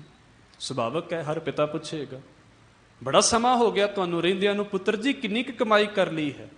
ਤੇ ਗੁਰੂ ਨਾਨਕ ਸਾਹਿਬ ਸੱਚੇ ਪਾਤਸ਼ਾਹ ਨੇ ਆਖਿਆ, ਕਵੀ ਸੰਤੋਖ ਸਿੰਘ ਬਚਨ ਕਰਦੇ ਨੇ, ਸੁਨ ਪੰਕਜ ਲੋਚਨ ਬੈਨ ਭਲੇ ਬਹੁ ਕਰੀ ਕਮਾਈ ਆਨ ਇਸ ਥਾਈ। ਪਿਤਾ ਜੀ ਬੜੀ ਕਮਾਈ ਕੀਤੀ ਹੈ ਇਸ ਥਾਂ ਦੇ ਉੱਤੇ, ਬਹੁਤ ਕਮਾਇਆ ਹੈ ਇਹ ਅਸਥਾਨ ਦੇ ਉੱਤੇ। ਤੇ ਬਾਬਾ ਕਲਿਆਣ ਦਾਸ ਖੁਸ਼ ਹੋ ਗਏ ਵੀ ਵਾਕਿਆ ਪੁੱਤਰ ਨੇ ਜਿੰਨਾ ਕਮਾਇਆ ਹੈ ਫਿਰ ਇਹ ਜੋੜਿਆ ਵੀ ਹੋਵੇਗਾ, ਕਿੰਨਾ ਇਕੱਠਾ ਕੀਤਾ ਹੋਵੇਗਾ। ਬਹੁ ਕਰੀ ਕਮਾਈ ਆਨ ਇਸ ਥਾਈ। ਤੇ ਬਾਬਾ ਕਲਿਆਣ ਦਾਸ ਕਹਿੰਦੇ ਨੇ, ਪੁੱਤਰ ਜੀ ਸਾਨੂੰ ਵੀ ਤੇ ਦਿਖਾਓ ਕਿੰਨੀ ਕਮਾਈ ਕੀਤੀ ਹੈ। ਤੇ ਗੁਰੂ ਨਾਨਕ ਸਾਹਿਬ ਕਹਿੰਦੇ, ਨਹਿ ਹਾਥ ਮੈਂ ਆਥ ਕਰੇ ਥਿਰਤਾ ਇਤ ਆਵਤ ਹੈ ਉਤ ਤੇ ਚਲ ਜਾਈ। ਪਿਤਾ ਜੀ ਕਮਾਈ ਬਹੁਤ ਕੀਤੀ ਹੈ, ਪਰ ਇੱਕ ਗੱਲ ਇਹ ਵੀ ਜੇ ਮਾਲਕ ਨੇ ਵੰਡਣ ਦੀ ਦਾਤ ਸਾਡੀ ਝੋਲੀ ਦੇ ਵਿੱਚ ਪਾ ਦਿੱਤੀ ਹੈ, ਇਧਰੋਂ ਸਾਡੇ ਕੋਲ ਆਉਂਦਾ ਹੈ ਤੇ ਇਧਰ ਅਸੀਂ ਵੰਡ ਦਿੰਦੇ ਹਾਂ। ਨਾ ਮਾਲਕ ਨੇ ਕਦੀ ਵੰਡਣ ਲੱਗਿਆਂ ਸਾਨੂੰ ਤੋਟ ਆਉਣ ਦਿੱਤੀ ਹੈ, ਤੇ ਨਾ ਮਾਲਕ ਨੇ ਦੇਣ ਲੱਗਿਆਂ ਸਾਡੇ ਘਰ ਦੇ ਵਿੱਚ ਕਦੀ ਤੋਟਾ ਆਉਣ ਦਿੱਤਾ। ਕਦੀ ਵੀ ਸਾਨੂੰ ਵੰਡਣ ਲੱਗਿਆਂ ਇਹ ਅਹਿਸਾਸ ਹੋਇਆ ਹੀ ਨਹੀਂ ਵੀ ਹਾਏ ਸਾਡੇ ਘਰ ਦੇ ਵਿੱਚੋਂ ਖਤਮ ਹੋ ਜਾਵੇਗਾ, ਸਾਡੇ ਘਰ ਦੇ ਵਿੱਚੋਂ ਆਹ ਚੀਜ਼ ਖਤਮ ਹੋ ਜਾਵੇਗੀ। ਇਸ ਕਰਕੇ ਲਫ਼ਜ਼ ਬੜੇ ਗਹਿਰੇ ਹੁੰਦੇ ਨੇ ਜਿਨ੍ਹਾਂ ਨੂੰ ਸਮਝਣਾ ਸਾਡੇ ਲਈ ਜ਼ਰੂਰੀ ਹੋ ਜਾਂਦਾ ਹੈ। ਸਾਡੇ ਵਿੱਚ ਕਦੀ ਇਹ ਕਿਹਾ ਹੀ ਨਹੀਂ ਸੀ ਜਾਂਦਾ ਵੀ ਲੰਗਰ ਖਤਮ ਹੋ ਗਿਆ। ਸਾਡੇ ਤੇ ਕਹਿੰਦੇ ਹੁੰਦੇ ਸੀ ਲੰਗਰ ਜਾਂ ਤੇ ਮਸਤਾਨਾ ਹੋ ਗਿਆ ਤੇ ਜਾਂ ਕਹਿੰਦੇ ਹੁੰਦੇ ਸੀ ਲੰਗਰ ਵਾਧੇ ਪੈ ਗਿਆ। ਇਹ ਤੇ ਕਹਿੰਦੇ ਹੀ ਨਹੀਂ ਸੀ ਵੀ ਲੰਗਰ ਖਤਮ ਹੋ ਗਿਆ। ਖਤਮ ਹੋਣ ਦਾ ਤੇ ਸਾਡੇ ਵਿੱਚ ਸ਼ਬਦ ਹੈ ਹੀ ਨਹੀਂ ਸੀ। ਤੇ ਖਤਮ ਤੇ ਭਾਈ ਉਹਨਾਂ ਦਾ ਹੁੰਦਾ ਜਿਨ੍ਹਾਂ ਨੂੰ ਡਰ ਹੋਵੇ, ਜਿਨ੍ਹਾਂ ਨੂੰ ਮਹਾਰਾਜ ਨੇ ਦਾਤਾਂ ਹੀ ਇਹਨਾਂ ਦਿੱਤੀਆਂ ਨੇ ਵੀ ਖਾਵੇਂ ਖਰਤਿਆਂ ਰਲ ਮਿਲ ਭਾਈ ਤੋਟ ਨਾ ਆਵੇ ਵੱਧ ਦੋ ਜਾਈ। ਉਹਨਾਂ ਦੇ ਘਰ ਦੇ ਵਿੱਚੋਂ ਕੀ ਤੋਟ ਆਉਣੀ ਸੀ। ਹਰ ਇੱਕ ਸਿੱਖ ਨੇ ਜਿਹੜਾ ਉਪਦੇਸ਼ ਹੈ ਆਪਣੇ ਅੰਦਰ ਨਾਮ ਦਾ ਭੋਜਨ ਤਿਆਰ ਕਰਨਾ। ਹਜ਼ੂਰ ਕਹਿੰਦੇ ਠਾਕੁਰ ਸਿਉ ਜਾ ਕੀ ਬਨ ਆਈ, ਪਹਿਲਾਂ ਬਣਾ ਕੇ ਰੱਖੀਏ ਅਕਾਲ ਪੁਰਖ ਵਾਹਿਗੁਰੂ ਦੇ ਨਾਲ। ਸਾਡਾ ਮੁੱਖ ਗੁਰੂ ਤੇਗ ਬਹਾਦਰ ਸਾਹਿਬ ਸੱਚੇ ਪਾਤਸ਼ਾਹ ਤੁਹਾਡੀਆਂ ਬਖਸ਼ਿਸ਼ਾਂ ਦਾ ਦਿੱਤਾ ਖਾਨੇ ਹਾਂ। ਹੁਣੇ ਹੀ ਸ਼ਬਦ ਪੜ੍ਹਿਆ ਜਾ ਰਿਹਾ ਸੀ, ਜਿਉਂ ਜਿਉਂ ਰਾਖਿਆ ਤਿਉਂ ਤਿਉਂ ਰਹਿਣਾ ਤੇਰਾ ਦੀਆ ਖਾਹੇ। ਵਾਹਿਗੁਰੂ ਜੀ ਤੇਰੀਆਂ ਦਾਤਾਂ ਖਾਨੇ ਹਾਂ। ਹਰ ਜੀਓ ਤੇਰੀਆਂ ਦਿੱਤੀਆਂ ਦਾਤਾਂ ਦੇ ਨਾਲ ਹੀ ਤੇ ਰੱਜਦਾ ਹਾਂ। ਹਰ ਜੀਓ ਤੇਰੀ ਦਾਤੀ ਰਾਜਾਂ। ਪਾਤਸ਼ਾਹ ਤੁਸੀਂ ਬਖਸ਼ਿਆ ਤੇ ਇਹ ਜ਼ਿੰਦਗੀ 'ਚ ਰੱਜ ਆ ਗਿਆ ਹੈ, ਤੁਸੀਂ ਬਖਸ਼ਿਆ ਤੇ ਤ੍ਰਿਪਤੀ ਆ ਗਈ ਹੈ। ਮਰਜ਼ ਕਿਰਪਾ ਕਰੇ ਤੁਹਾਡੇ ਨਾਲ ਸਾਡੀ ਵੀ ਕਿਤੇ ਬਣੀ ਰਵੇ। ਇਹ ਬਣੀ ਆਵੇ ਤੇ ਗੱਲ ਬਣਦੀ ਹੈ। ਠਾਕੁਰ ਸਿਓ ਜਾਕੀ ਬਨ ਆਈ। ਤੇ ਮਹਾਰਾਜ ਜੀ ਨੇ ਆਖਿਆ ਜਿਨ੍ਹਾਂ ਦੀ ਬਣ ਆਈ ਹੈ ਨਾ ਵਾਹਿਗੁਰੂ ਦੇ ਨਾਲ, ਉਹ ਕਿਵੇਂ ਦੇ ਨੇ? ਭੋਜਨ ਪੂਰਨ ਰਹੇ ਅਘਾਈ। ਭਾਈ ਵਾਹਿਗੁਰੂ ਦੇ ਨਾਮ ਦੇ ਭੋਜਨ ਦੇ ਨਾਲ ਉਹ ਰਾਜੇ ਹੋਏ ਨੇ। ਮੈਂ ਫਿਰ ਬੇਨਤੀ ਨੂੰ ਦੁਹਰਾ ਰਿਹਾ ਹਾਂ, ਸਿੱਖ ਬਾਣੀ ਪੜ੍ਹੇ, ਸਿੱਖ ਭੋਜਨ ਛਕਦਾ ਹੈ ਆਤਮਿਕ ਤੌਰ ਦੇ ਉੱਤੇ, ਤੇ ਇਸ ਭੋਜਨ ਨੂੰ ਸਿੱਖ ਨੇ ਆਪਣੇ ਅੰਦਰ ਇਕੱਠਾ ਕਰਨਾ ਹੈ। ਜਿੱਥੇ ਵੀ ਚੱਲਦਾ ਹੋਵੇ, ਜਦੋਂ ਵੀ ਕਿਰਤ ਦੇ ਵਿੱਚੋਂ ਵੇਲ ਲੱਗੇ, ਸਿੱਖ ਇਹ ਨਾ ਆਖੇ ਵੀ ਭਾਈ ਹੁਣ ਮੈਂ ਹੋਰ ਕੁਝ ਕਰ ਲਵਾਂ। ਸਿੱਖ ਦਾ ਧਿਆਨ ਵਾਹਿਗੁਰੂ ਵਾਹਿਗੁਰੂ, ਸਿੱਖ ਦਾ ਧਿਆਨ ਮੂਲ ਮੰਤਰ, ਸਿੱਖ ਦਾ ਧਿਆਨ ਗੁਰ ਮੰਤਰ, ਸਿੱਖ ਦਾ ਧਿਆਨ ਬਾਣੀ ਦੇ ਵੱਲ ਹੋਵੇ। ਪਾਤਸ਼ਾਹ ਕਿਰਪਾ ਕਰੇਗਾ, ਸਿੱਖ ਨੂੰ ਅੰਦਰ ਤੋਂ ਇੰਨਾ ਭਰ ਦੇਵੇਗਾ, ਸਿੱਖ ਰੱਜਿਆ ਮਹਿਸੂਸ ਕਰੇਗਾ ਆਪਣੇ ਆਪ ਨੂੰ। ਤੇ ਰੱਜਿਆ ਬੰਦਾ ਹੀ ਵੰਡ ਸਕਦਾ ਹੈ। ਅਸੀਂ ਵਾਰ-ਵਾਰ ਇਸ ਗੱਲ ਨੂੰ ਦੁਹਰਾ ਰਹੇ ਹਾਂ। ਭੋਜਨ ਪੂਰਨ ਰਹੇ ਅਘਾਈ, ਤੇ ਪਾਤਸ਼ਾਹ ਬਖਸ਼ਿਸ਼ ਕਰਦੇ ਕਛੂ ਨਾ ਥੋੜਾ ਹਰ ਭਗਤਨ ਕੋ। ਹਰੀ ਦੇ ਭਗਤਾਂ ਨੂੰ ਕਾਹਦੀ ਥੋੜ ਹੈ, ਰੱਬ ਦੇ ਭਗਤਾਂ ਨੂੰ ਕਾਹਦੀ ਤੋਟ ਹੈ। ਗੱਲ ਸਿਰਫ ਇੰਨੀ ਕੁ ਹੈ ਵੀ ਉਹਨਾਂ ਦੇ ਖਜ਼ਾਨੇ ਆਪਣੇ ਕਦੀ ਹੁੰਦੇ ਹੀ ਨਹੀਂ। ਉਹ ਤੇ ਕਹਿੰਦੇ ਹੀ ਨਹੀਂ ਵੀ ਸਾਡੇ ਖਜ਼ਾਨੇ ਨੇ, ਉਹ ਇਹ ਕਹਿੰਦੇ ਨੇ ਇਹ ਤੇ ਭਾਈ ਅਕਾਲ ਪੁਰਖ ਵਾਹਿਗੁਰੂ ਦੇ ਖਜ਼ਾਨੇ ਨੇ।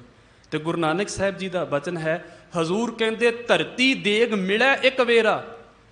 ਧਰਤੀ ਕੀ ਹੈ? ਧਰਤੀ ਨੂੰ ਦੇਗ ਆਖਿਆ ਹੈ। ਦੇਗ ਉਹ ਵੱਡਾ ਬਰਤਨ ਹੁੰਦਾ ਸੀ ਜਿਹਦੇ ਵਿੱਚ ਇੱਕੋ ਵੇਲੇ ਕਈ ਬੰਦਿਆਂ ਦੀ ਦਾਲ ਬਣ ਜਾਂਦੀ ਸੀ, ਇੱਕੋ ਵੇਲੇ ਕਈ ਬੰਦਿਆਂ ਦੇ ਲਈ ਚੌਲ ਬਣ ਜਾਂਦੇ ਹੁੰਦੇ ਸੀ। ਤੇ ਪਾਤਸ਼ਾਹ ਨੇ ਧਰਤੀ ਨੂੰ ਦੇਗ ਆਖਿਆ।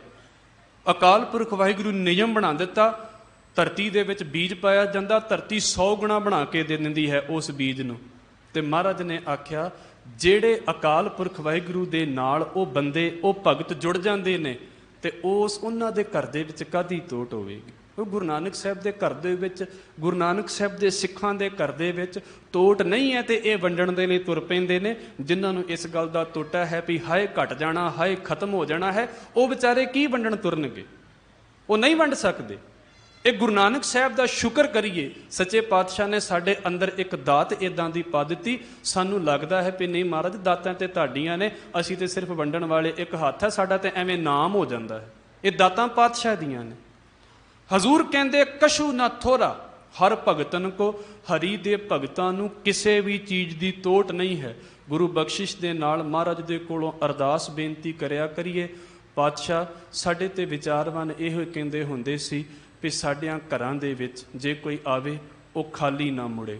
ਹੋਰ ਸਾਡੇ ਕੋਲ ਹੋਣਾ ਵੀ ਕੀ ਚਾਹੀਦਾ ਸੀ? ਗੁਰੂ ਨਾਨਕ ਦੇ ਘਰ ਦੀ ਕੀ ਨਿਸ਼ਾਨੀ ਹੈ? ਇਹੀ ਹੈ ਨਾ ਵੀ ਭਾਈ ਦੂਰੋਂ ਬੰਦਾ ਲੰਗਰ ਵੇਖ ਕੇ ਆ ਜਾਂਦਾ। ਸਾਡੇ ਘਰ ਵੀ ਤੇ ਗੁਰੂ ਨਾਨਕ ਦੀਆਂ ਬਖਸ਼ਿਸ਼ਾਂ ਹੀ ਨੇ। ਘਰਾਂ ਦੇ ਵਿੱਚੋਂ ਆਇਆ ਭੁੱਖਾ ਬੰਦਾ ਕਿੱਦਾਂ ਮੁੜ ਜਾਵੇ? ਖਾਣ ਨੂੰ ਥੁੜੇ ਨਾ ਤੇ ਬਹੁਤਾ ਜੁੜੇ ਨਾ, ਫਿਰ ਕੋਈ ਦਿੱਕਤ ਵੀ ਨਹੀਂ। ਪਰ ਘਰ ਦੇ ਵਿੱਚ ਆਇਆ ਹੋਇਆ ਬੰਦਾ ਇਹ ਕਿੱਦਾਂ ਕਹਿ ਦੇਵੇ ਵੀ ਮੈਂ ਗੁਰੂ ਨਾਨਕ ਸਾਹਿਬ ਦੇ ਘਰ ਦੇ ਵਿੱਚ ਗਿਆ ਸੀ ਤੇ ਗੁਰੂ ਨਾਨਕ ਸਾਹਿਬ ਦੇ ਸਿੱਖ ਦੇ ਘਰ ਦੇ ਵਿੱਚ ਗਿਆ ਸੀ ਤੇ ਉਹਨੇ ਮੈਨੂੰ ਕੁਝ ਪੁੱਛਿਆ ਹੀ ਨਹੀਂ? ਇਹ ਕਿੱਦਾਂ ਹੋ ਸਕਦਾ ਭਾਈ? ਇਹ ਰਸਮਾਂ ਸਾਡੇ ਘਰਾਂ 'ਚ ਸ਼ੁਰੂ ਨਹੀਂ ਹੋਈਆਂ ਤੇ ਹੋਣੀਆਂ ਵੀ ਨਹੀਂ ਚਾਹੀਦੀਆਂ। ਮਹਾਰਾਜ ਕਹਿੰਦੇ ਕਛੂ ਨਾ ਥੋੜਾ ਹਰ ਭਗਤਨ ਕੋ। ਹਰੀ ਦਿਆਂ ਭਗਤਾਂ ਨੂੰ ਕਿਸੇ ਵੀ ਚੀਜ਼ ਦੀ ਤੋਟ ਨਹੀਂ। ਤੇ ਕਿਵੇਂ ਦੇ ਨੇ? ਖਾਤ ਖਰਚਤ ਬਿਲਸ਼ਤ ਦੇਵਨ ਕੋ। ਬਿਲਸ਼ਤ ਦਾ ਮਤਲਬ ਹੁੰਦਾ ਹੈ ਆਨੰਦ ਮਾਨਣਾ।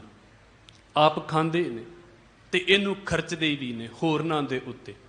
ਵੈਸੇ ਫਰੀਦਕੋਟ ਸੰਪਰਦਾ ਵਾਲੇ ਮਹਾਂਪੁਰਸ਼ਾਂ ਨੇ ਜਿਹੜੇ ਇਹਦੇ ਅਰਥ ਕੀਤੇ ਨੇ, ਉਹ ਕਹਿੰਦੇ ਨੇ ਪਹਿਲਾਂ ਨਾਮ ਦੀ ਦਾਤ ਦੇ ਆਪ ਅਧਿਕਾਰੀ ਬਣਦੇ ਨੇ। ਇਹ ਗੁਰੂ ਦੀ ਬਖਸ਼ਿਸ਼ ਹੈ।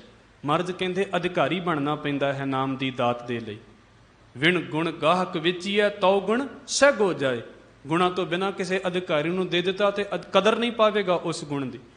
ਪਹਿਲਾਂ ਸਿੱਖ ਨੇ ਆਪ ਨਾਮ ਦੀ ਦਾਤ ਦੇ ਅਧਿਕਾਰੀ ਬਣਨਾ ਹੈ। ਪਹਿਲਾਂ ਸਿੱਖ ਉਸ ਨਾਮ ਦੀ ਦਾਤ ਦਾ ਅਧਿਕਾਰੀ ਬਣਦਾ ਹੈ। ਤੇ ਜਦੋਂ ਇਸ ਦਾਤ ਦਾ ਅਧਿਕਾਰੀ ਹੋ ਜਾਂਦਾ ਹੈ ਨਾ, ਫਿਰ ਗੁਰੂ ਸਾਹਿਬ ਉਹਨੂੰ ਆਪ ਹੀ ਸੇਵਾ ਲਾ ਦਿੰਦੇ ਨੇ ਵੀ ਭਾਈ ਤੂੰ ਇਸ ਦਾਤ ਨੂੰ ਵੰਡ, ਇਸ ਦਾਤ ਨੂੰ ਹੋਰ ਪਾਸੇ ਲੈ ਕੇ ਜਾ।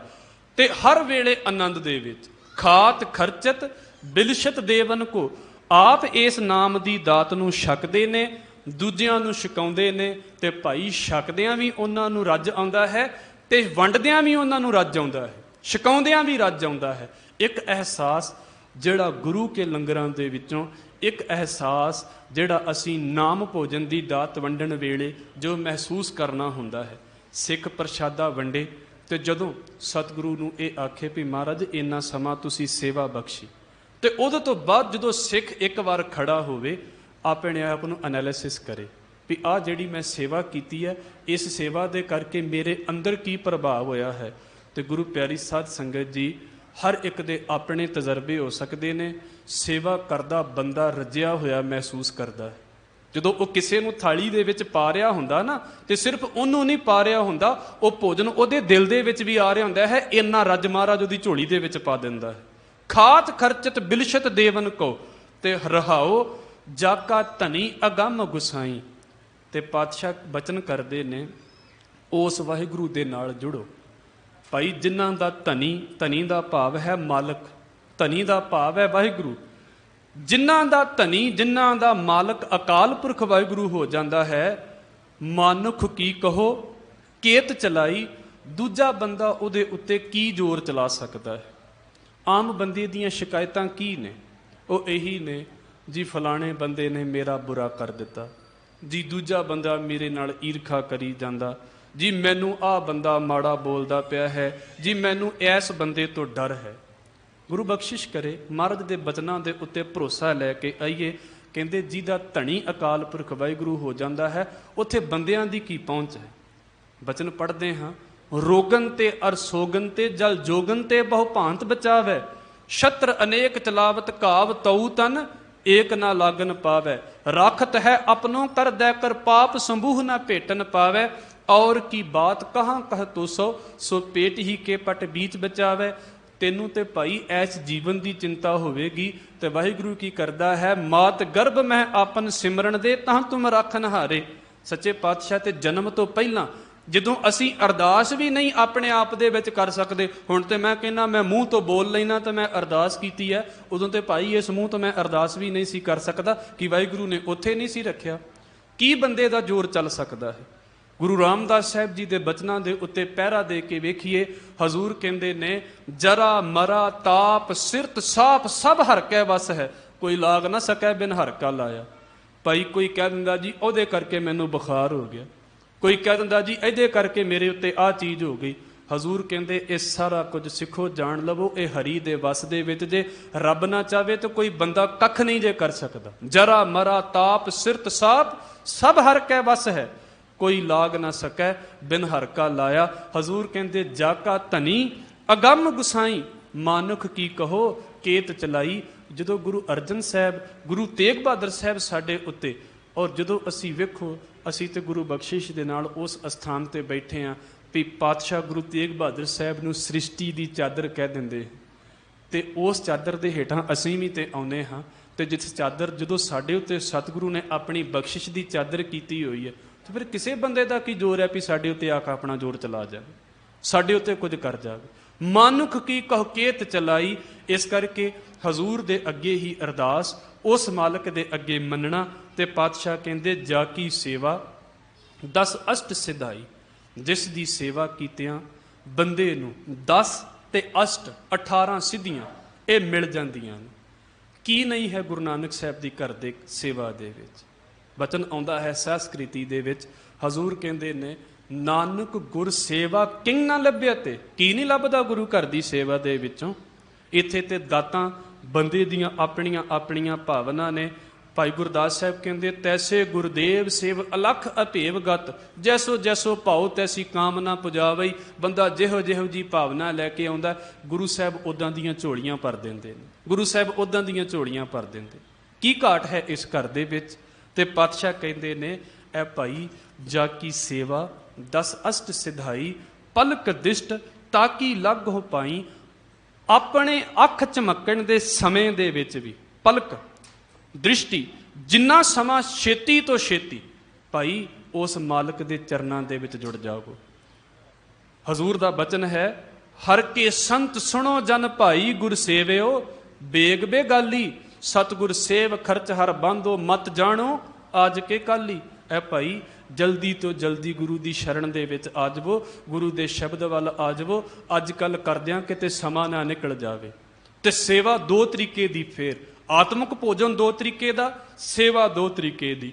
ਬਾਹਰ ਦੀ ਸੇਵਾ, ਜਿਵੇਂ ਬਾਹਰ ਦੀ ਸੇਵਾ ਦੇ ਵਿੱਚ ਲੰਗਰ ਦੇ ਨਾਲ ਸੰਬੰਧਿਤ, ਗੁਰੂ ਘਰ ਦੇ ਨਾਲ ਸੰਬੰਧਿਤ ਜਿੰਨੀ ਵੀ ਰਸਦ ਹੈ, ਅਸੀਂ ਗੁਰੂ ਘਰ ਦੇ ਵਿੱਚ ਸੇਵਾ ਕਰਨੀ ਹੁੰਦੀ ਹੈ। ਇਹ ਬਾਹਰ ਦੀ ਸੇਵਾ ਹੈ ਸਾਡੀ। ਪਰ ਨਾਲ ਬਚਨ ਆਉਂਦੇ ਨੇ, ਹਜ਼ੂਰ ਕਹਿੰਦੇ ਗੁਰ ਕੀ ਸੇਵਾ ਸ਼ਬਦ ਵਿਚਾਰ। ਗੁਰੂ ਦੀ ਸੇਵਾ ਹੈ ਸ਼ਬਦ ਨੂੰ ਵਿਚਾਰਨਾ। ਤਨ ਦੀ ਸੇਵਾ ਵੀ, ਮਨ ਦੀ ਸੇਵਾ ਵੀ, ਧਨ ਦੀ ਸੇਵਾ, ਤਨ ਤੇ ਧਨ ਦੀ ਸੇਵਾ ਇਹ ਸਾਡੇ ਬਾਹਰ ਦੇ ਸੰਸਾਰ ਦੇ ਨਾਲ ਸੰਬੰਧਿਤ ਹੈ। ਮਨ ਦੀ ਸੇਵਾ ਸਾਡੀ ਗੁਰੂ ਉਪਦੇਸ਼ ਦੇ ਨਾਲ ਸੰਬੰਧਿਤ ਹੁੰਦੀ ਹੈ। ਅਸੀਂ ਕਿੰਨਾ ਮਨ ਕਰਕੇ ਗੁਰੂ ਦੇ ਨੇੜੇ ਬੈਠਦੇ ਹਾਂ। ਜਗ ਕੀ ਸੇਵਾ 10 ਅਸ਼ਟ ਸਿਧਾਈ, ਪਲਕ ਦਿਸ਼ਟ ਤਾਕੀ ਲਾਗੋ ਪਾਈ। ਤੇ ਫਿਰ ਅੰਤ ਦੇ ਵਿੱਚ ਪਾਤਸ਼ਾਹ ਨੇ ਬਚਨ ਕੀਤੇ, ਜਾ ਕੋ ਦਇਆ ਕਰੋ ਮੇਰੇ ਸੁਆਮੀ।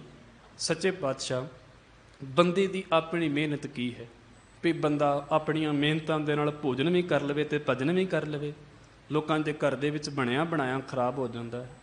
ਹਜ਼ੂਰ ਕਹਿੰਦੇ ਨੇ, ਜਿਹੜਾ ਸੁਖਮਨੀ ਸਾਹਿਬ ਦੇ ਵਿੱਚ ਅਸੀਂ ਬਚਨ ਪੜ੍ਹਦੇ ਹੁੰਦੇ ਹਾਂ, ਕਈ ਕੋਟ ਬੈਠਤ ਹੀ ਖਾਹੇ, ਕਈ ਕੋਟ ਘਾਲੈ ਥੱਕ ਪਾਹੇ।